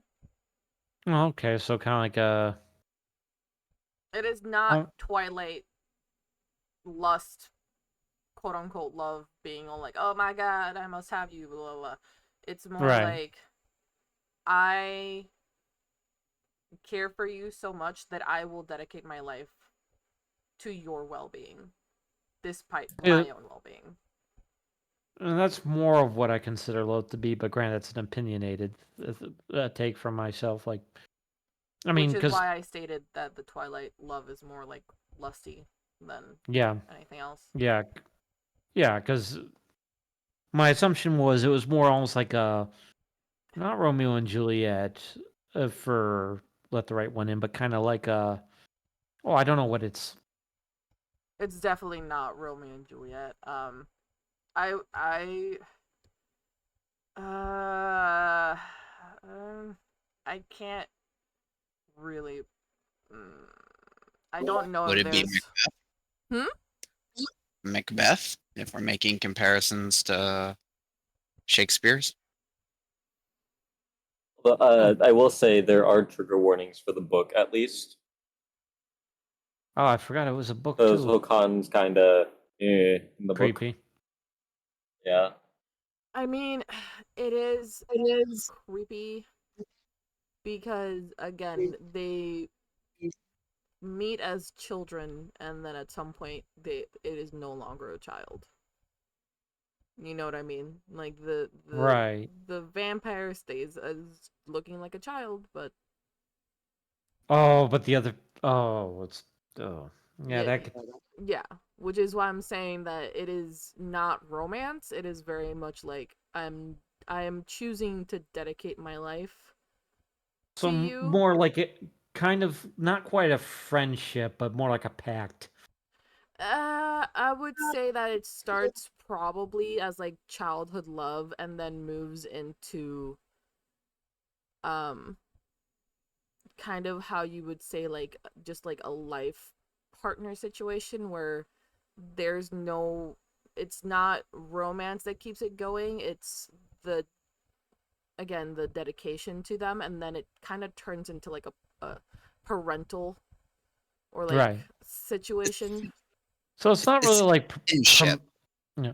So it's not like promoting necessarily like a unhealthy connection, but more of kind of addressing the fact that these two come from very damaged backgrounds and they're basically each other is all that they have Yeah. as they grow up. That's a tough topic to tackle. So if they did a good job, cool. If not, then well, that there's a stack of ones that didn't work. I've always been told that the American version of the movie was good, but that this version was better. I've never seen fully the American version, and I've definitely not seen this one. Um, but if you haven't seen it, I don't know if I would suggest it. I don't want to be like, ah, yes, go watch it. But it is definitely an interesting watch. So it's kind of more of a proceed with caution. Like if you're curious about it, then do Yeah, your research, yeah, and if not, then no harm, no foul. yeah, definitely. Okay, I think that's a fair judgment. Okay, moving on to Rosario Vampire. Oh Yes. god, On a lighter note, we'll are you say that on sure? a lighter note, Rosario and Vampire is a Japanese manga series written and illustrated by, and I apologize, these are names that I'm not familiar with, Aikisha, Aikida. The vampire, wow. The manga was serialized in Suisha's shonen manga magazine Monthly Shonen Jump from April 2004 to June 2007. The magazine ceased its publication. An extra chapter was published in Weekly Shonen Jump in its September 2007 edition. The chapters were collected in 10 Kankobo volumes. This series was popular enough to have a sequel titled Rosario and Vampire Season 2 shown in Jump Square from November 2007 to February 2014. The chapters were collected in 14 of these volumes. Both manga series were licensed in North America and in the United Kingdom by Viz Media, in the Australia and New Zealand by Madman Entertainment. The series spanned 3 CD dramas, 2 visual novels, a novel adaptation, 2 internet radio shows, and 13-episode anime adaptation aired between January and March 2008. The second season is the series Rosario and Vampire Captu 2 aired between October and December of 2008. So, Anime News Network described Tsukine, the main character, as a cookie cutter harem male lead, an unfailingly kind-hearted, indecisive wimp who primarily has a thing for Mokana, but still treasures the other girls as friends. He is an average teenager who is unable to get into any local high schools due to his poor grades. As a last-ditch effort to secure his education, his parents enroll him in a private school called Yokai Academy, which he discovers that his boarding school is for monsters. The school teaches the monsters how to coexist with humans, including disguising them as them, but any real humans found on the campus would be killed. Though he fears for his life, he befriends a beautiful vampire girl named Moka Akachiya, who enjoys his company and especially the taste of his blood. During a fight with a school bully, he accidentally removes the Rosario around Mokana's neck and discovers she transforms into a powerful vampire with a completely different personality. Now, I had a lot of hard times with this, figuring out what kind of vampire, because the writers actually created their own type of vampires. So they call them Shinsho vampires. So a Shinsho is a vampire that has blood more powerful than regular vampires. Their power cannot be passed down through reproduction, but instead injecting their blood into others. Among many powers they have are high speed regeneration, a monstrous aura, and the ability to absorb their monsters for their abilities. Shinsho appear to have a long lifetimes and slow aging.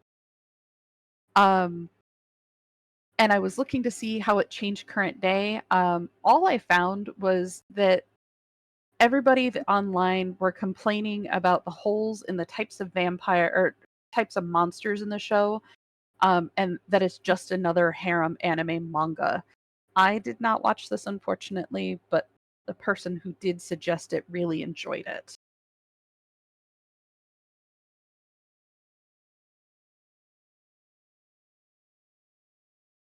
Okay then. I've also not watched this, so I cannot comment on it. I think the only anime that I've watched that is vampire related is, I don't even remember the title. It is nowhere near this, and it is also very strange. The vampires are Is it the one where the girl gets bloody noses every month and she's a vampire and has to give blood instead of take blood? no, it's one where the vampirism gives them like musical abilities. And they're Okay. all their vampire clans are just like music groups, like they're just different bands, and it's like the once a year or once like every, I don't know how long, how much time they have to get together and have like a battle of the bands. So the moon, which is their ruler and the one that gives them their vampiric ability, gives them, I think, is like one wish to do something, or I don't know what it is. It is very strange. It's a very good anime because I had a lot of fun watching it, but god damn it if it isn't confusing and makes you question what kind of vampire lore these people were reading when they decided to make it. I don't know. I don't know. Anime's weird. It is. Moving But it's on. good, but it's weird. Moving on from the weirdness. If I remember the title, I'm gonna look it up and I'm gonna send it to you because I think you'd enjoy it because there's so many pretty people, but also just very confusing. Not to mention that there is a dampier in the show, but they don't call it a dampier, which is very, very weird. Hmm. So, who's got being human? I believe that is a Bun Buns. That Ah. is Shit, we have buns, and I forgot to go get food. Sorry. Damn, I thought That's we were fine. done. I can get food after these two. Okay, Being Human. A British supernatural comedy drama TV show aired from 2008 to 2013 by Toby Whithouse. So various supernatural entities exist alongside human beings, some more murdery than others. They're brain. Annie Sawyer, a ghost, George Sands, a werewolf, and John Mitchell, a vampire, are living amongst humans, trying to play the part as humans.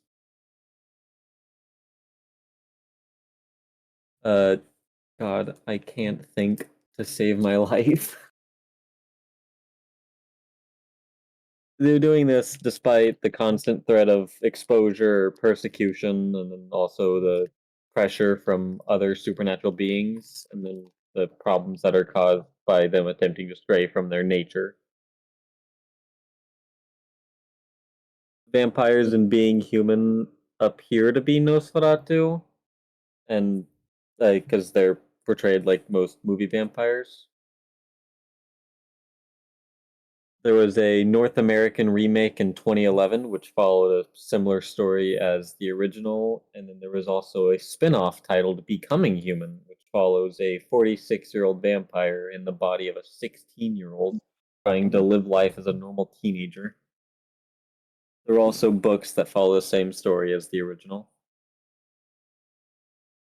The series was received fairly well despite the pilot episode doing dog shit, and it was nominated for quite a few awards, though it failed to win most of them. Any questions? Seems pretty straightforward. Yeah, the Visual bugs Prison. Yes. What happened? Looney. okay. That is the name of the anime. The panic Mousy, gas could write it scare down. the crap out of me. Sorry. I got it sticky note ready. Home scare. I'm sorry. I was gonna talk about the Vampire Diaries and then I just saw Looney just, hey, here's the name of the thing you couldn't think of. Visual Prison. Thank you. Thank you. Sticky note made. I will watch that with you. Okay. Now I have it marked as me reading this one. Did you want to read this one? Oh, no. I Okay. got confused. I was Okay. going to say Being Human and my brain read the Vampire Diaries and said the Vampire Diaries. Gotcha. Okay. What did you want to talk about being human? That again, this is another show like the movie Let the Right One In, where there's like an American version and then there's the English version. This poster is of the English version. It's kind of like how The Office has two versions and I think Shameless it's- has two different versions. yeah, and Ghosts also has two versions. I've only seen the American version and I was very sad that they did not continue with it. Same. That is all I can really say about it because it has been so long that I do not, my brain cannot recollect anything. That is all. All right. We'll go on to the next one, Vampire Diaries from 2009. So Vampire Diaries is a American supernatural teen drama television series developed by Kevin Williamson and Julie Black, based on a book series of the same name written by L.J. Smith. The series premiered on the CW on September 10th of 2009 and concluded on March 10th of 2017, having aired 171 episodes over 8 seasons. It had become the most watched series on the network before being surpassed by Arrow. The television series The Originals, which aired from 2013 to 2018, which also aired on the CW, was a major entry into the collection of its works, followed by the spinoff of The Originals entitled Legacies from 2018 to 2022, which aired on the CW as well. It was stated by Kevin Williamson that he did not originally want to develop the series because it became too similar to the Twilight series, then began reading the books. To quote him, I began to realize that it was a story about a small town, about that town's underbelly, and about what lurks under the surface. Williamson has stated that the town story would be the main focus of the series rather than the high school. The original story, after centuries of quarreling, Stefan and Damien Salvatore return to the original town of Mystic Falls, Virginia. Stefan, the selfless, brave, guilt-ridden brother, meets a high school girl named Elena Gilbert, whom he instantly falls in love with, while Damien, the gorgeous, dangerous, and selfish vampire, is after his brother's girl to pay him back for making him turn into a vampire in 1864. And doppelgangers are a thing. The types of vampires featured a human who has consumed a vampire blood in some way, whether drinking it, having it poured into an open wound, or being injected with it, and has subsequently died with the blood in their system will magically be revived as an undead vampire, just like the vampire who sired them. The exact nature of the human's death is irrelevant to the process. The only condition that must be met is that the body has to be more or less intact and able to function once they reawaken in the transition. Though the upper limits of the physical damage upon the human body by which the vampirism can be or can recover has yet to be defined. A vampire in transition is neither truly living nor truly dead until they make their choice whether to complete their transition or abstain from feeding and ultimately die. This puts them into a semi vampire in a strange liminal space between the two states, which can affect them in different ways. For example, a vampire in transition is immune to the effects of the dark object known as the Sierra Tura, which is uh, said to create the impenetrable barrier, though through which nothing living or dead can pass. In a similar vein, until the person has transitioned, drinks human blood to complete their transformation, they will not be susceptible to the standard weakness of a vampire. Example: they cannot walk through the sunlight, and they can still walk in the sunlight, but cannot enter homes without an invitation, or can, I'm sorry, enter homes without an invitation. The only known substances that can have serious negative effect on vampires is Veravane and werewolf venom. How it's changed in current day. Some say the show also teaches fans lessons such as strength of selflessness. Many characters in the show come to terms with their better selves when they sacrifice themselves to defend others.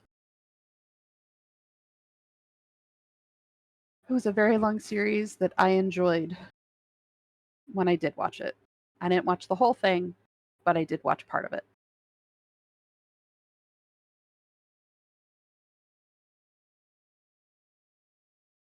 I never Yeah, watched this. Damien. I was a True Blood girl. I was not a Vampire Diaries girl. I Um, didn't have access to True Blood, so this was my thing. I That's fair. I don't know why. I've For me, I had access to HBO thanks to my mother buying it for I don't remember what reason, but I for some reason I always had issues um with the times for the Vampire Diaries. It's like whenever it's like regular TV, if it like I can never figure out the show times, but HBO has always been very, very predictable. so I was always able to catch the shows. So I was not gonna go into Vampire Diaries like midway and just be like, okay, well, I guess I'll catch the next episode in like a month from now when I figure it out, and then be completely lost again. Yeah. All right, let's hop into the next one. Daybreakers. Bun Buns. He Bun just Bumps disappeared for a moment. disappeared. Poof. Do we want to hop and then we'll I jump can back when I we're can good? yeah, I can do Abraham Lincoln while he comes back. I have no Sounds issues good. here. Okay. Don't mind me. I forgot to scroll down to my section. Go scroll faster. Scroll past. Okay. So, Abraham Lincoln Vampire Hunter is a movie based on the novel of the same name published on March 2nd of 2010 by Seth Graham Smith. It is a fictional biographical action horror written in a journal style. It is meant to look like a secret diary written by Abraham Lincoln himself, which was later given to the author via a vampire named Henry Sturgis. In the book, 11-year-old Abraham learns from his father that he lost both his grandfather and mother to vampire attacks, and makes the decision that he will kill as many vampires in his lifetime as he can. The movie was released in 2012, so 2 years after the book, and was produced by Tim Burton and directed by Timur Bekmambetov. I'm not sure if I pronounced that correctly. I am sorry if I butchered it. It shows a fictionalized American Civil War with vampires being at the center of all the chaos, with the 16th President of the United States, Abraham Lincoln, living as an undercover vampire hunter. The movie started filming in Louisiana in March of 2011 with an incredible cast comprised of Benjamin Walker starring as Abraham Lincoln, Dominic Cooper as Henry Sturgis, Anthony Mackie as Will Johnson, Rufus Sewell, well, I can't say any of that names, Rufus Sewell as Adam, Mary Elizabeth Winstead as Mary Todd Lincoln, Martin Soskas as Jack Bartz, and Jimmy Simpson as Joshua Speeds. This movie had a lot of really good actors. When this movie came out, I'm pretty sure a lot of people didn't know who half these actors were, but nowadays you would definitely recognize like Mary Elizabeth Winstead or, you know, like Anthony Mackie. The original story of the movie is that in 1818, at the age of 9, Abraham lived in Indiana with his parents on a plantation owned by Jack Bartz, who, as it turns out, Abraham later discovers to be a vampire when he comes in at night to attack his mother. 10 years later, he fails to eliminate Bartz, but in the process meets Henry Sturgis, who teaches him how to fight and what is required to kill a vampire. The deal is that Abe will kill only those vampires that Henry directs him to. Abe relocates to Springfield, where he gets a job as a store clerk while he studies law and kills vampires by night. He also meets and eventually marries Mary Todd. Many years later, as President of the United States, he comes to realize that vampires are fighting with the Confederate forces. As a result, Abraham, with the help and support of his wife and his two friends, Will Johnson and Joshua Speed, come up with a plan to foil Adam's evil plot and to defeat all the vampires he can in the process. In this film, it looks to be that we have yet another type of Nosferatu vampire with some minor differences. They cannot transform. They can withstand the rays of the sun. Religious symbols, stakes, and running water do not affect them. They do not require an invitation to enter a home. They also cannot kill their own kind, but they can wound them. There is a physical force that prevents them from lethal force, to quote the film. Also, by God's decree, a vampire is incapable of killing another vampire, as only the living can kill the dead. I don't think Abraham Lincoln Vampire Hunter did much to change how vampires are viewed nowadays, because there's elements that you can see that you've seen in previous like movies and shows, but there's also nothing new to them per se. Their major weakness in the movie is silver, and it is a major component in the movie. But the movie itself kind of came out of nowhere. There's a lot of people watched it.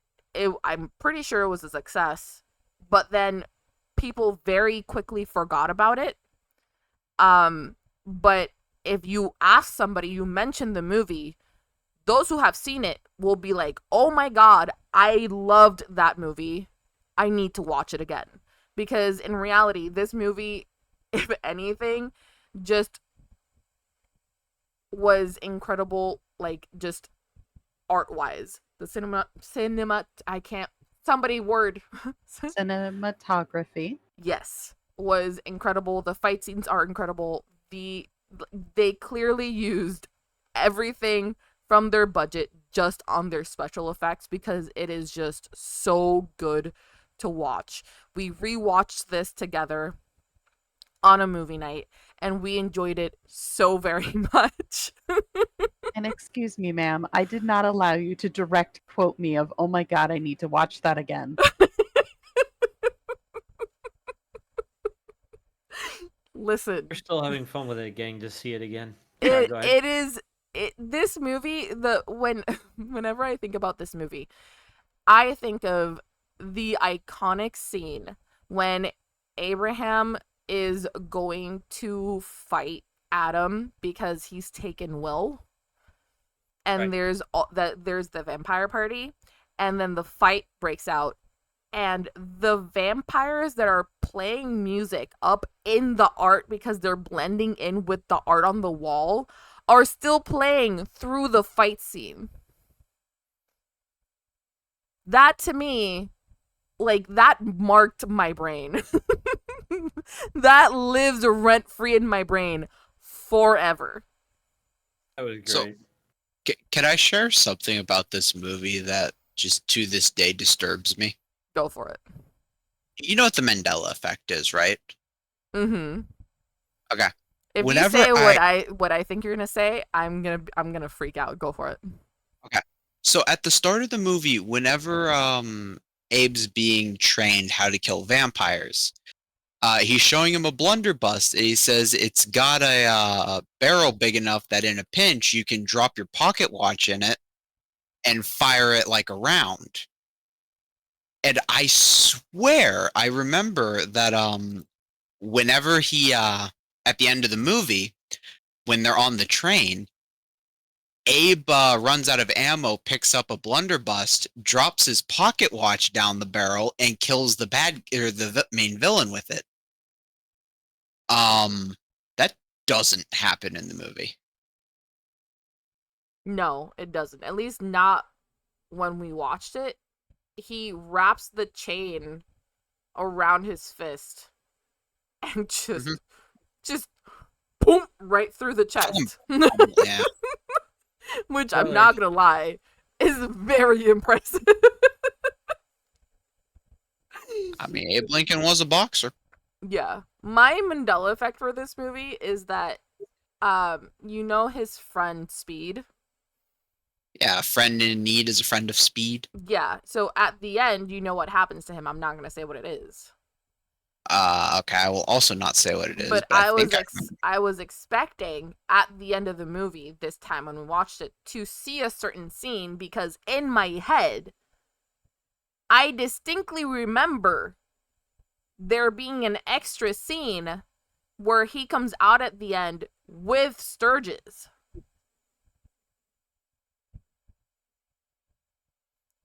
And I don't know if that is just wishful thinking or if that scene was taken out for any particular reason. Might be in special scenes. might be. Might be. But that is my Mandela effect for this movie. Check our collective notes, please.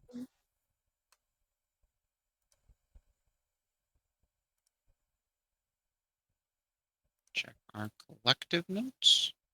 VC. Ah.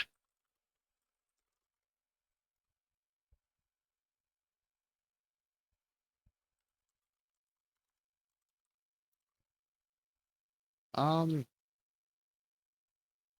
I'll agree with D on that one.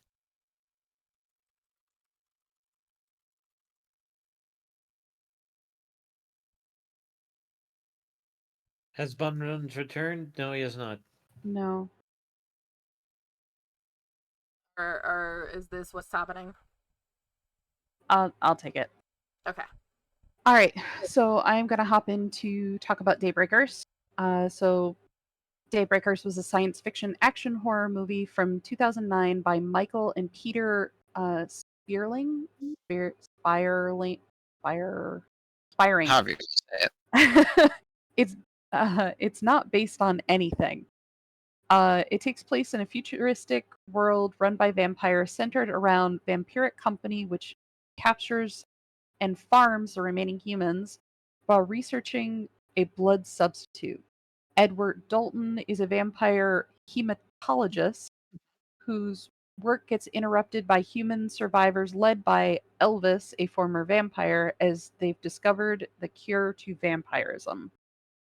Uh, Daybreakers vampires function similar to the normal human, with changes of feeding on blood, burning in the sun, and combusting when decapitated, or stabbed with a stake. If the vampire starves or feeds on their own blood, they become something called a subsider. A feral bat-like creature, there is no cure for a subsider. And Daybreakers got an average rating of 6.1 out of 10, or 68% out of 155 critics. It was nominated for 9 awards and total and won 3 of them. Yeah, I rewatched it recently, and while I admit it was a bit more run of the mill, the parts that intrigued me, of course, was the idea about what if the vampires won? What would they do when there wasn't enough left? You know, that kind of a thing. That's a cool idea. I've never But seen this. Is it worth watching? Because I've never seen it. I like it. I argue it's at least giving it worth at least watching once. Interesting. Ethan Hawke's in it. Willem Dafoe is in it. Sam Neill is in it. Great actor. Willem Dafoe is in a lot of movies, A lot Willem of Dafoe. good movies. which is why I don't remember him being. Remember the movie that I said that I forgot, that we all forgot, that I Mhm. mentioned in the chat? Yeah. Mm-hmm. He's in that Yeah. movie. Hmm. I don't remember him being in that movie, but he's in that movie. Me neither. He's also Who in is he? Finding Nemo. What? Mm-hmm. Doesn't he play Gil? Yep, the Mm-hmm. one in the fish tank. Yep. Oh, While Yeah. we are chattering, Misty, can we see what else the Vamp Goose gave us? Yes. oh, Oh God. Here we I, go. I think the Vamp Goose made a mistake and put in being human twice. Maybe he likes it so much he wanted to hear about it twice, but we're not gonna do that. Was a big fan of the show, I suppose. Yeah, fair enough. But what we have next is What We Do in the Shadows. So I will get right on that. So What We Do in the Shadows is an American comedy horror mockumentary television series, kind of like The Office, created by Jermaine Clement, first broadcast on FX on March 27th, 2019, based on the 2014 New Zealand film of the same name written by Clement and Taika Waititi. It is the second television series in the franchise. Okay, so just to mention this, in the movie, which this is the poster of the movie, not the series, you can see Taika Waititi is one of the vampires. He's the one in the back in the middle.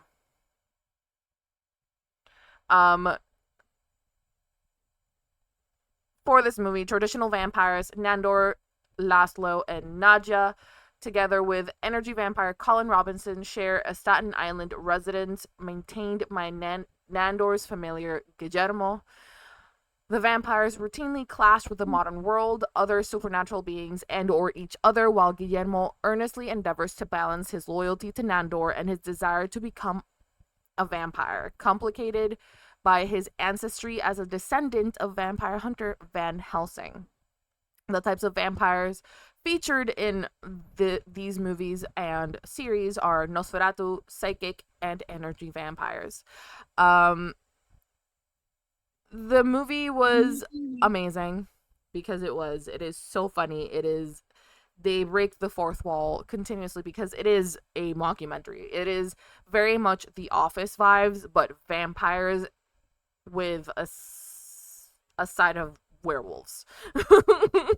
And then when you watch the series centers on these vampires that have moved to the United States, and they're all, except for Colin, they're all very ancient vampires, so they have no idea how to traverse modern life.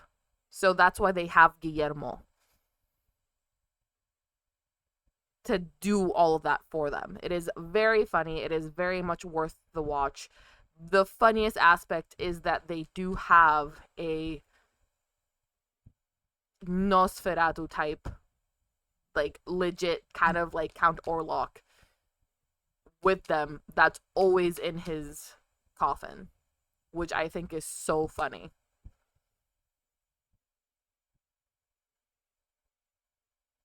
I'm not going to say anything more about it because there's too much to say. Just watch it, and I love Nadja. That is my TikTok.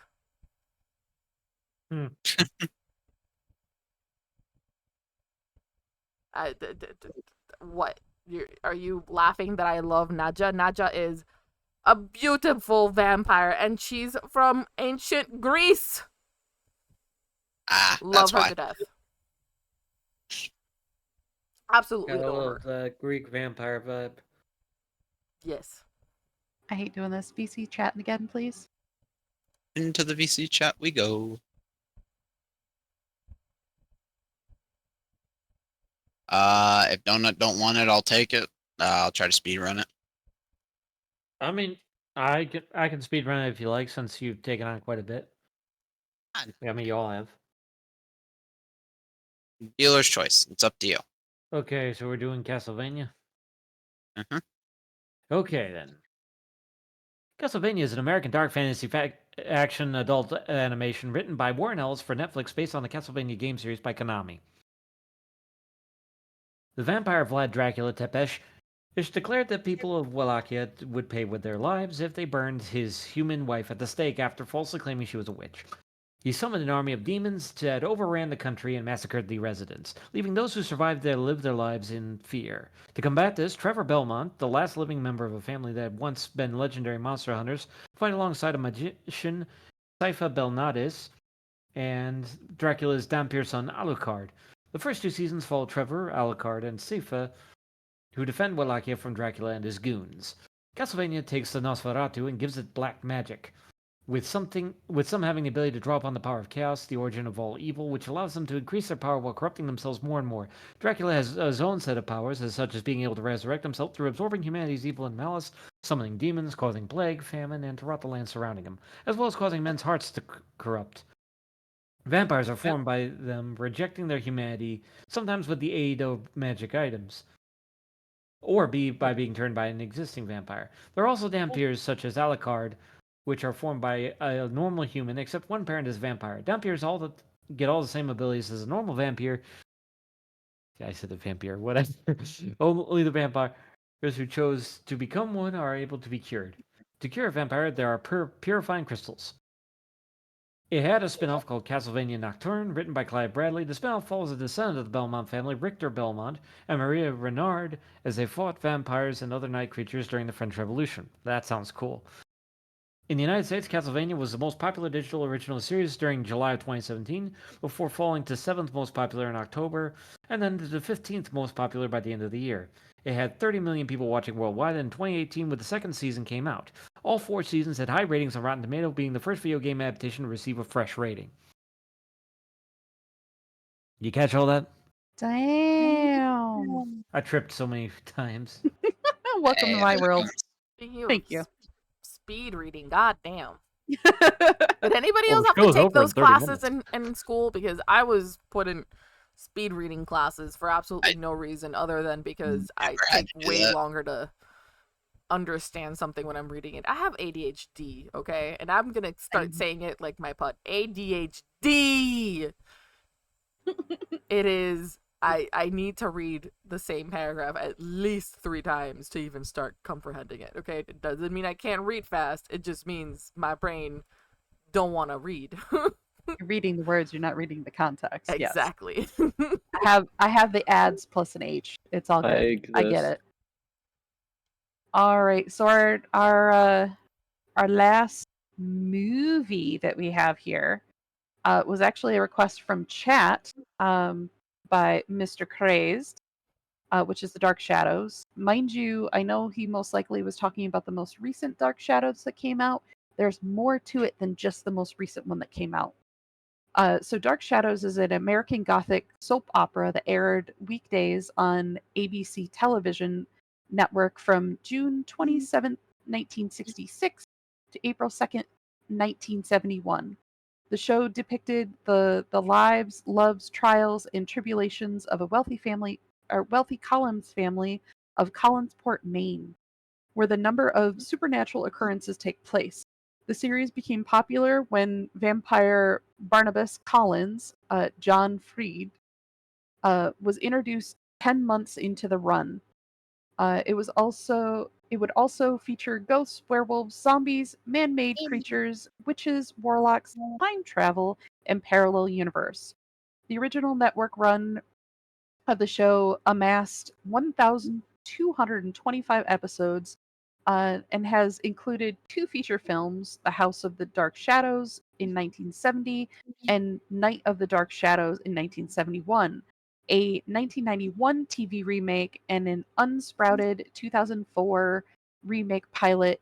In July 2007, Warner Bros. Acquired the film rights of the gothic soap opera Dark Shadows from the real estate of its creator, Dan Curtis. Johnny Depp had a childhood obsession with Dark Shadows, calling it a dream to portray Barnabas Collins, and ended up pursuing Tim Burton to direct it.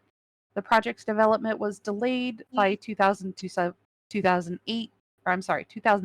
2008 Writers Guild American strike, just like another film I spoke about earlier. After the strike was resolved, Burton was attached to direct the film.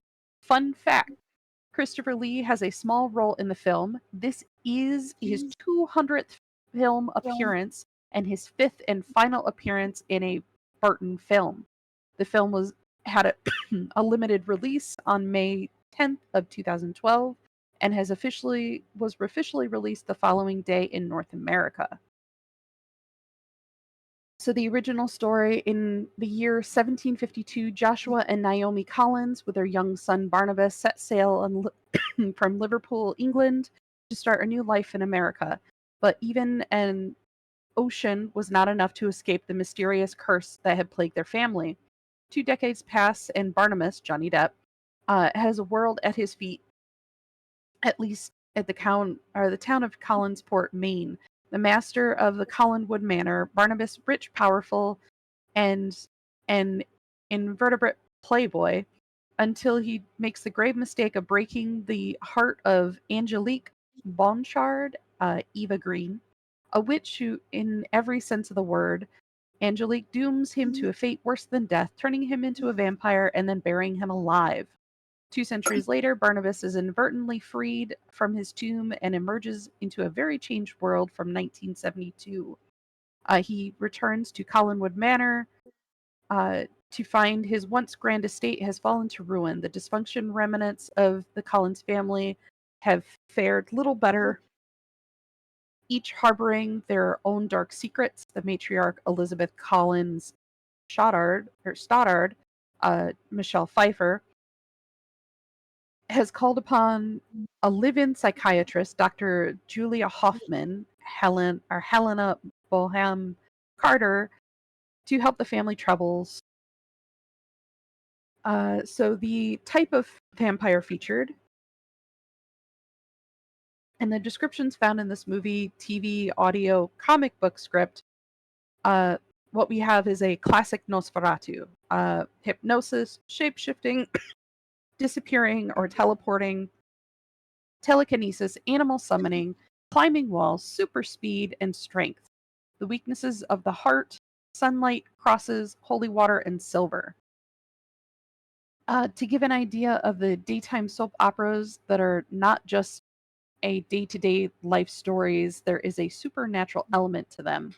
So it's not just a normal drama, which is a major change that they have. It's also affected media. This spawned multiple books, comic books, audio dramas, movies, and other remakes of the TV show, 2 board games, coloring books, 2 jigsaw puzzles, and a Viewmaster reel. So Viewmaster reels are which are thin cardboard discs containing 7 stereoscopic 3D pairs of small transparent color photographs on film. So if you ever were able to get these little red binoculars that you would click a button on the side and the picture in the viewfinder would change, that is called a Viewmaster. And they were cool as fuck. They were. Yes, the most recent one was the funniest, but there was a lot to it. I've watched the newer ones. Newer one. I've never seen this. I saw the one with Johnny Depp, and I think. Can I say something about it without having it be a spoiler? Like, will I spoil it if I say this? I don't think so. I don't know. There is something that happens in the movie for someone to turn themselves into a vampire, which was, to me, another thing that lives rent free in my brain, because we've talked about how, people get turned into vampires based on lore. And this one, to me, was wild watching that in that movie. Do you know what I'm talking about? It's been a while since I've watched it. Because you know that he gets, I think she's Yes, the doctor. Yeah, the Live-in doctor. She starts like, oh yeah, I'm just going to see if like draining you of your, I think it was blood, will make you more human or whatever. But in reality, what she was doing was yes, I remember. yeah. Got it. The fact that, and it was over such a long period of time. She was slowly just transfusing words. Supplementing herself with his blood to the point, and it actually worked. It actually worked in the movie, and that was absolutely crazy. That was insane. At least to me. Because again, I don't remember seeing that in any other like vampire type movie thing. Usually it's the whole like they bite, the venom goes in, vampire. Or here, I bite you, drink my blood, become vampire. Or hey, I drink your blood and you drink my blood and vampire. Or my blood touches your blood and you become vampire. But this took dedication. The more I think about it, is vampirism just hepatitis? Maybe. Why kind would of you address say that in such True a Blood, wild though. and brave thing? They do. They talk about it in Because- True Blood, though. Yeah, they do. Because you get hepatitis if you get somebody else's blood in like one of your cuts, you can get hepatitis. Vampirism gets spread by the exchange of blood. Is it just like an aggressive form of hepatitis? Well, you go for it. It's kind of like the tick that's in the U.S. that if it bites you, you become allergic to eating meat. The protein Lone in Star. meat. It's kind of like that. Okay. Yeah, because in True Blood, isn't it in True Blood where they talk about how the person's like diet and stuff like that and their health, it like affects how the blood tastes and how it affects them. Like if you are sick and they drink from you, they will get your sickness. So a vampire usually wouldn't get like, for example, hepatitis from like sexual intercourse or something. But if they drink your blood, they would. They could. Okay. That's neither here nor there. Completely off topic. They also had their own kind of hepatitis that just kills vampires, Mm-hmm. Through that. which is wild. I mean, I'm not surprised because it would, like, if you got sick from, like, if you're a vampire and you got sick from whatever blood you drank, I'm sure that would have to eventually, like, the sickness would evolve to survive not only in your body but also to infect others, because that's what viruses Viruses do. Well, no, because it was a man-made one. I don't remember that part. But again, Says it neither was here nor there. We already talked about Cre- True Blood. created by humans. But what is that creature, D? Is this my turn? Mm-hmm. Is this I my believe turn? it is. Mm-hmm. Hold on. I gotta scroll down again. Also, I'm sorry about dying there. It's okay. Just don't It's do it okay. again, or we'll have to bury you. Also, can we have a moment of silence for my my secondary monitor? It won't connect. We can have a second of silence after stream. Okay. So this is the Mamba Mutu. So basically, this is one of the African vampires, if I am not mistaken. Please correct You are me if correct. I'm wrong. Okay. You are correct. And the Mamba Mutu is the crocodile man. Okay. We don't know how he's created. We know that he resides in Lake Tanganyika in Africa, located in the Democratic Republic of the Congo. It's been described as predatory, half-human, fish-like creature, similar to a mermaid in appearance. It kills people by sucking all the blood from their bodies, and as such has also been compared to an aquatic vampire. The Mambamutu has a particularly proclivity of feeding on the blood of children. We don't know its weaknesses. We don't know any stories about them. This creature was very hard to find any information on it, but it is a legend, so we have to talk about it. Okay. I also want to mention a few other things that were left out.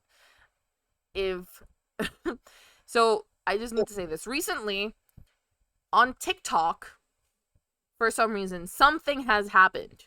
I didn't used to get these TikToks, and suddenly I started getting all of the vampire lore TikToks, including apparently people talking about their quote unquote real life experiences with vampires, like recent experiences.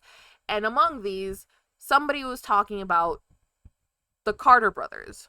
Now, the Carter brothers are from New Orleans, meaning that when we talked about Jacques Saint Germain, the Carter brothers should have been mentioned along with the Casket Girls.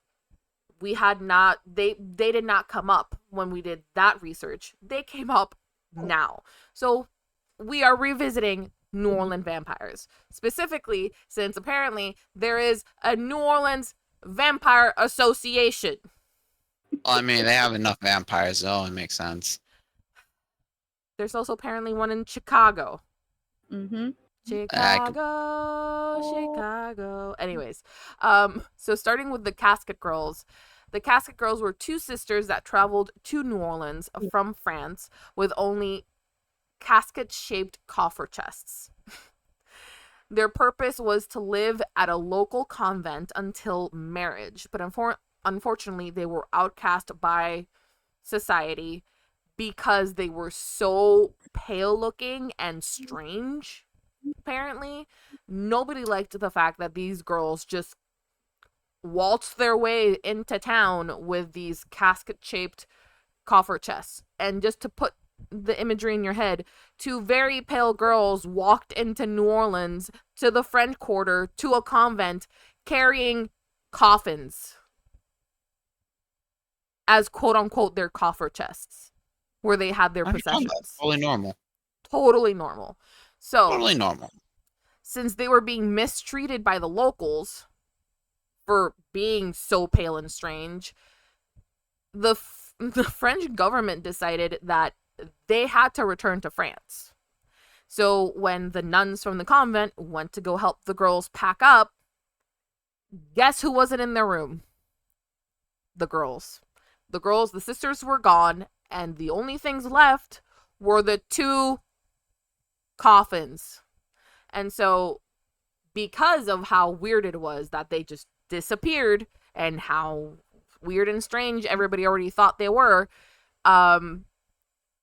the sisters were labeled as vampires, and people still talk about seeing 2 very pale girls walking around on foggy nights in the French Quarter around where they used to live, aka the convent.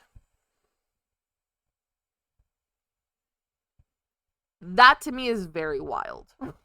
And for some reason, then we have the Carter brothers, which is again 2 siblings. One was 2 sisters, and this is 2 brothers. And apparently these 2 brothers worked by the Mississippi River.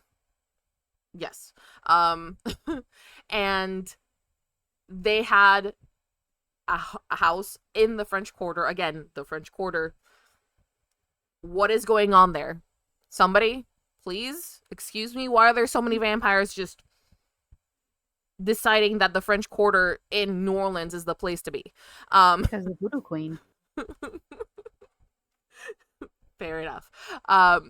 So the Carter brothers lived in the French Quarter, and they would their routine would be wake up really early in the morning, leave their home, go to work, and not come back until after nightfall. Okay? Now, one day, a girl is seen running down the street. She's disheveled. She is in a state of panic. She gets stopped by cops. The cops ask her what's wrong. She says that she was being held captive by the Carter brothers in their home. They notice that she has cut marks on her wrists that are not deep enough to actually hurt her. Just, kind of like, oh, it's fine. She can't die from this. So she tells them that she will take them back to the house because there are more people being held there. The cops follow the girl to the house, and indeed they find 4 other people tied to chairs, again, with the same marks on their wrists, and all bandaged. And then in another room of the house, they find 2 more people. Sadly, they were no longer with us. So, as they explain, the 2 brothers would come back at the end of the night and then would slash at them just enough so they could feed and then rebandage them.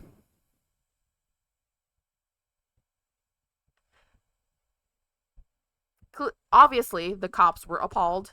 The cops stayed at the house until they would come back eventually and got caught.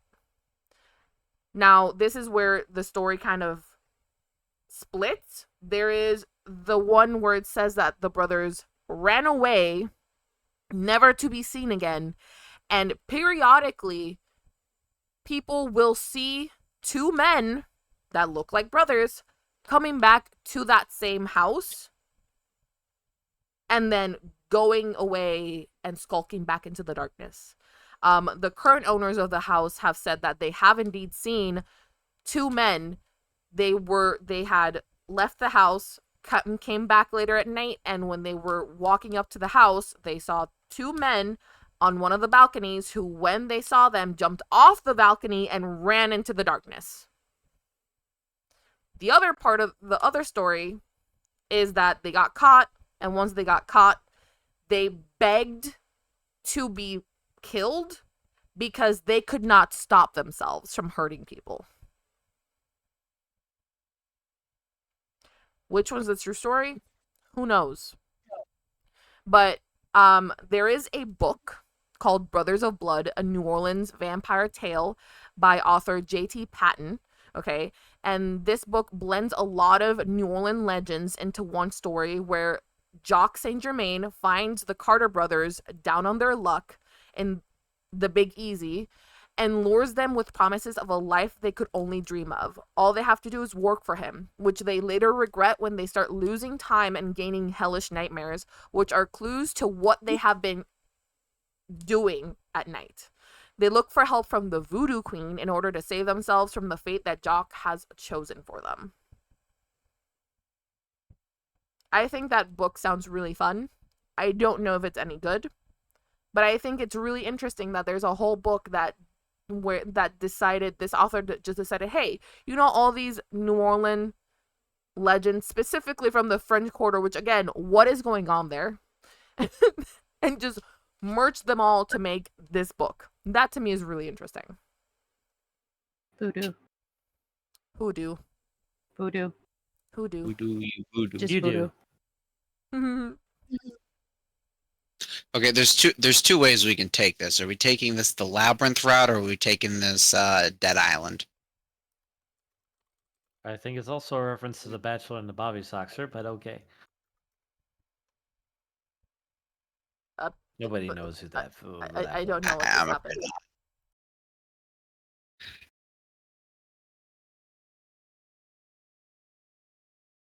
I have destroyed the convo. Awkward silence ensues.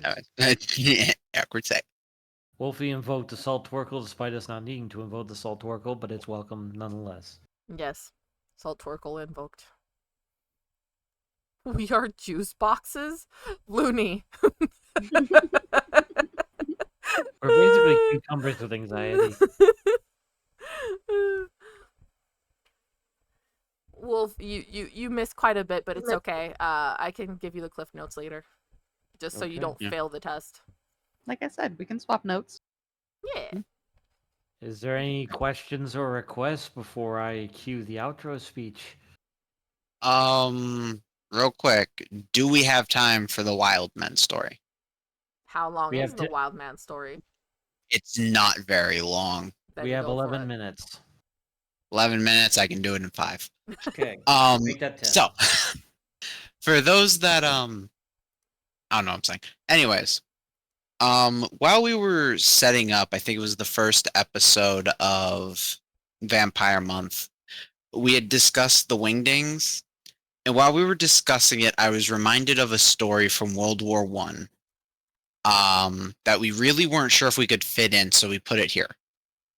And it's the Wild Men of World War One, which supposedly, if you believe in the Wild Men, during the war, people would get lost in no man's land, and there were stories from both sides of the trench of soldiers in the middle of the night hearing men howling and growling from no man's land. And there were a few times where supposedly they would see these men that had been lost in no man's land, that had gone feral, ripping and tearing at a soldier that fell in the barbed wire. There's really no concrete evidence behind the story of the Wild Men, aside from some hearsay on both, like I said, both sides of the trench. People did talk about this. Supposedly, if you believe in the conspiracy theory of the Wild Men, it became enough of a problem that there was like a small like conclave of them in no man's land. And the last artillery barrage of the war was an agreement between both warring sides that they would fire whatever remaining ammunition they had for their artillery pieces into where the Wild Men were centered. That way they couldn't run amok when the soldiers left. And that's the Wild Men. Oh. Well, that was something, wasn't it? Or it's a scary thing. Well, we hope to have sated your curiosity, if not your thirst. Thank you all so much for tuning in. Whether you were newly resurrected or if this is your 4th time back from the dead, we love you all. Now, if you think vampires are fun, wait till you get a load of next month, where we'll trade fangs for horns with Demon Month. No matter who helms each episode, we're sure to promise you one hell of a time. We're an 18+ server. I can make that joke. On that note, again, I just want to say thank you to everybody who's been coming and watching and supporting us this past month. Obviously, we're still going through some podcast growing pains. It is very different when you go from streaming on your own channel and you know everything, and if any problems come up, it is your own problem. But we are a team, and even though we get along very well, we are still different people. And we're trying to navigate. You! Be gone! Well, I guess it's time to throw up. Is The wolf summoned a goose with a stick. that a goose or is that a duck? It is a goose. It's a goose. Mousy, how are you doing that so fast? Be gone, bot! How many years have I been a mod? I know, but How many years have I been a mod? I click on their name and I go to hit the button and it's already happened. Loading? Is my loading just very No. slow? No, I'll teach you how to. There's hotkeys you can have that are automatically in front of the username. So I have one that says it has a band symbol, it has a timeout, it has a warn, and it has a delete. So I can pick one of those 4 things when they pop up, and I see it for every single message. Do you know what? I had forgotten to turn those on. Thank you for Mhm. reminding me. Those are now on. That's the mousy Sweet. secret. Thank you. I appreciate you reminding me that that's a thing. Because again, what was I just saying about, hey, on my own channel, I know what's going on. Yeah, that's one of the things I have on my own channel. Mhm. Don't mind me. Mouse is the fastest hammer in the West. We all love Mousy. Mousy reigns yeah. supreme. You can just turn it on like that. Okay. Yes. You turn on the show mod icons thing. I had forgotten. My little froggy I'm also brain not in had mod not... view much. No. I'm a fool. Oh, you can do that. You can have it outside of mod view. Uh-huh. Yes, that's I what didn't I know was that. talking about. That's why I'm so freaking fast, and everyone's like, "What are you doing?" I knew you could have it in mod view. I didn't know you could have it outside of mod view. Yeah. Yeah, which is why I was like, I forgot about it, which is why when you mentioned it, I was like, so stupid. I didn't turn it on. When Drac was trying to figure out how to do it, that was the first thing I had her do is change that over so she had it automatically. Yes, which is very good. You had it on Which magically. again, I have it on my own thing, but apparently I forgot to have it on here, which is, oh. But while we have a mini break, Miss D, when is your next stream? My next stream is hopefully tomorrow. If not, I don't know. I'll let you guys know, but hopefully it is tomorrow. What will it be? Who knows? I don't know. I really don't know. I'm sorry. You all know what's going on with me. I don't need to say anything. All right. How about you, Bun Buns? When is your next stream planned? Probably tomorrow at 8 CST. What am I doing? God knows what. Hey, want to do something together since you don't know what to do either? Yeah. Hey! And that's how Hey. collaboration happens. Teamwork. Yes, Yeah, we're not big and fancy like the VTuber agencies who have to like plan it like months ahead. We're just like, hey, you want to do this? Sure.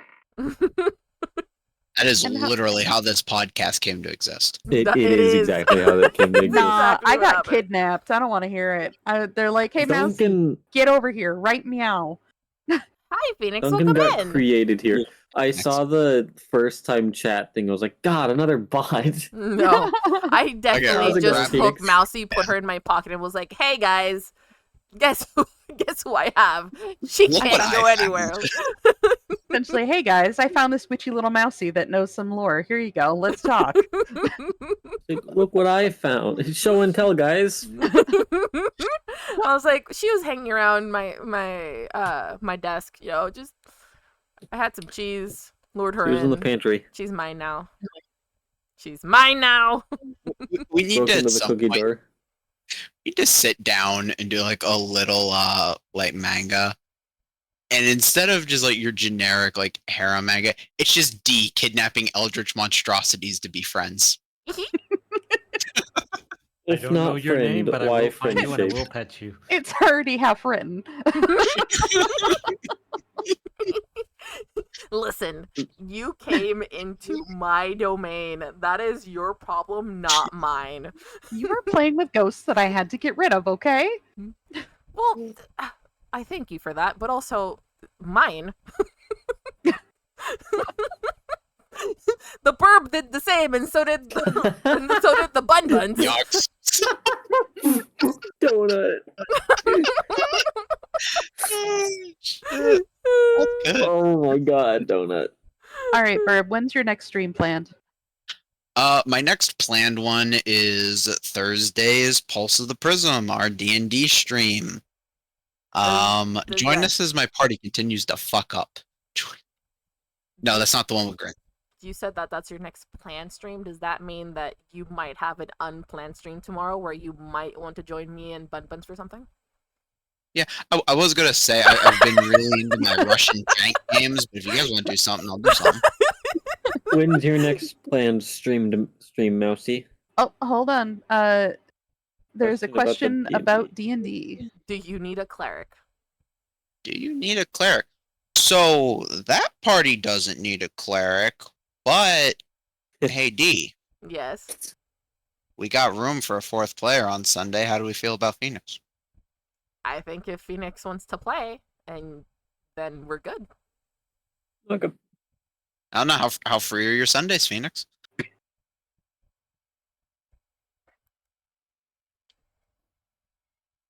This is how magic happens. This is how magic happens. I'm just Wiggly saying. finger shit right now. That's You- what's happening. You pop into my domain. You know what happens. I'd say turn and run, but it's already too late. You've been captured. It's We over. are usually free She on has Sunday. you now. It sounds like Phoenix is being kidnapped on Sundays for D&D. It does sound We like can Phoenix. Hey. Talk after stream about it. Yes. Yeah. Is it okay if I post the Discord, my Discord link, Yes. just so I can find Yeah, Phoenix I mean, later? it Don't- is. Well, I Don't mean, know- we do have the link tree that leads you to your Twitch, which leads you to your Discord. This is true. Mm. Which is pinned. But And I posted it a few seconds ago as well. and so did I. Nice. But my next stream will be tomorrow at noon Eastern Standard Time, and I will be playing 7 Days to Die. And I will have about an hour until Blood Moon starts, my third Blood Moon. And I play that one solo. So that is what I'm doing tomorrow from noon to 4, maybe a little longer than 4 o'clock. May I Mousy's join? fancy. May I join the Mousy and VC? Yes. Yeah, Mousy's Nice. fancy. She's actually planning what she's gonna be playing. She is fancy. I like to know what I'm doing, which is why I'm so goddamn organized, because my anxiety and my ADDDDD plus H needs me to. Listen, I would plan my things because I need organization in my life, but I do have a certain dysfunction. I get it. I do. So I can't be that fancy. But I want to be fancy. Now, Donut, you wanna set us off? Sure thing. I mean, let's hear. I just did the outro, so I have to come up with something new. Oh, shoot, improv. It's okay. You're a very theatrical donut. Do-do-do-do-do-do. You can do it. It believes in you. I'll wiggle my fingers at you so you get more power. Did you hear the one about the depressed dolphin? He spent the rest of his life struggling to find his porpoise. Oh, I'm sorry. sad. That was. Not his porpoise. Oh, man. I don't know what I was expecting, but it sure as shit wasn't that. Why do I suddenly feel like a depressed dolphin? Black Wolf says 11 out of 10. Yep. Yep. Got him. Ba-dum-ts. Oh, I'm trying Actually, to. wait, do I have that on my soundboard? Well, I'm just gonna. Okay. Sorry. No, it's okay. It's good. As I was trying to say before I got interrupted. Not you guys. Thank you everybody again for coming in and joining us. So please join us next week for the Yes. start of Demon Month. Yeah, next week for the start of Demon Month. Demon Month should be pretty interesting. And I hope that you guys can join us. Also, again, this is all very just informative stuff. There shouldn't be any weird eekiness. So, if you can join us, great. If not, if you feel uncomfortable with the subject, it's okay. We will see you the month after that when we're doing campfire stories. Yeah. You feel uncomfortable? Don't worry. Me too. What if demons were telling campfire stories? Can you imagine them just toast some marshmallows over some brimstone? Would they be Just be telling us about humans? Would that be So I their was gonna say stories? like Doomslayer. Are we their monsters? I think so. Ha. Interesting. Depends on which Um, kind of demons you go with, the fictional ones or the traditional ones. Like the Flubbiac brothers wouldn't give two craps about humans, that's for sure. I have But no that's- campfire idea what stories you're about talking Jesus. so I will take your word for it. But also, feel free to diversify and try to know like the context of. I'm And he sorry. said, "Bless you." I didn't mean- Okay, that's good. didn't mean to interrupt you. No, I'm sorry, but that was really funny. Okay. Becca, So... you sir win the internet. Very well done. But please remember, everybody, we do have multiple ways of contact. If you do want us to talk about something in particular when it comes to demons, we do have our Reddit channel. We do have our Guitar. Twitter or X. Tweeter. And very soon, not yet, but very soon, we will have a Discord that y'all can join and banter with us there. And you can also talk to us in our normal channels. But remember, we have short-term memories, and we won't always remember it if you tell us in chat. Worst comes worst, you can summon me with a Luigi board. Yes. Not the Not the Luigi. Mario board, the Luigi board. Hmm. The Mario board will summon something else. It summons What's that one do? lasagna. It makes you into an Italian. Specifically an Italian plumber. No? Nothing? Got it. Crickets? Nothing? Bueller? Bueller? Damn. Bueller? Reminds me of like I when keep Jack saying Black I'm was unfunny performing. and nobody believes me. Yeah. Being an Italian plumber doesn't sound too bad. You get paid to lay pipe. It's not that bad. I got the joke. Anyways. Salt waffle. We'll be rating Vibing with Vintage. It's been nice. Oh, burp. Why you gotta... Yep. Why you gotta mimic my voice? Stop it. I do.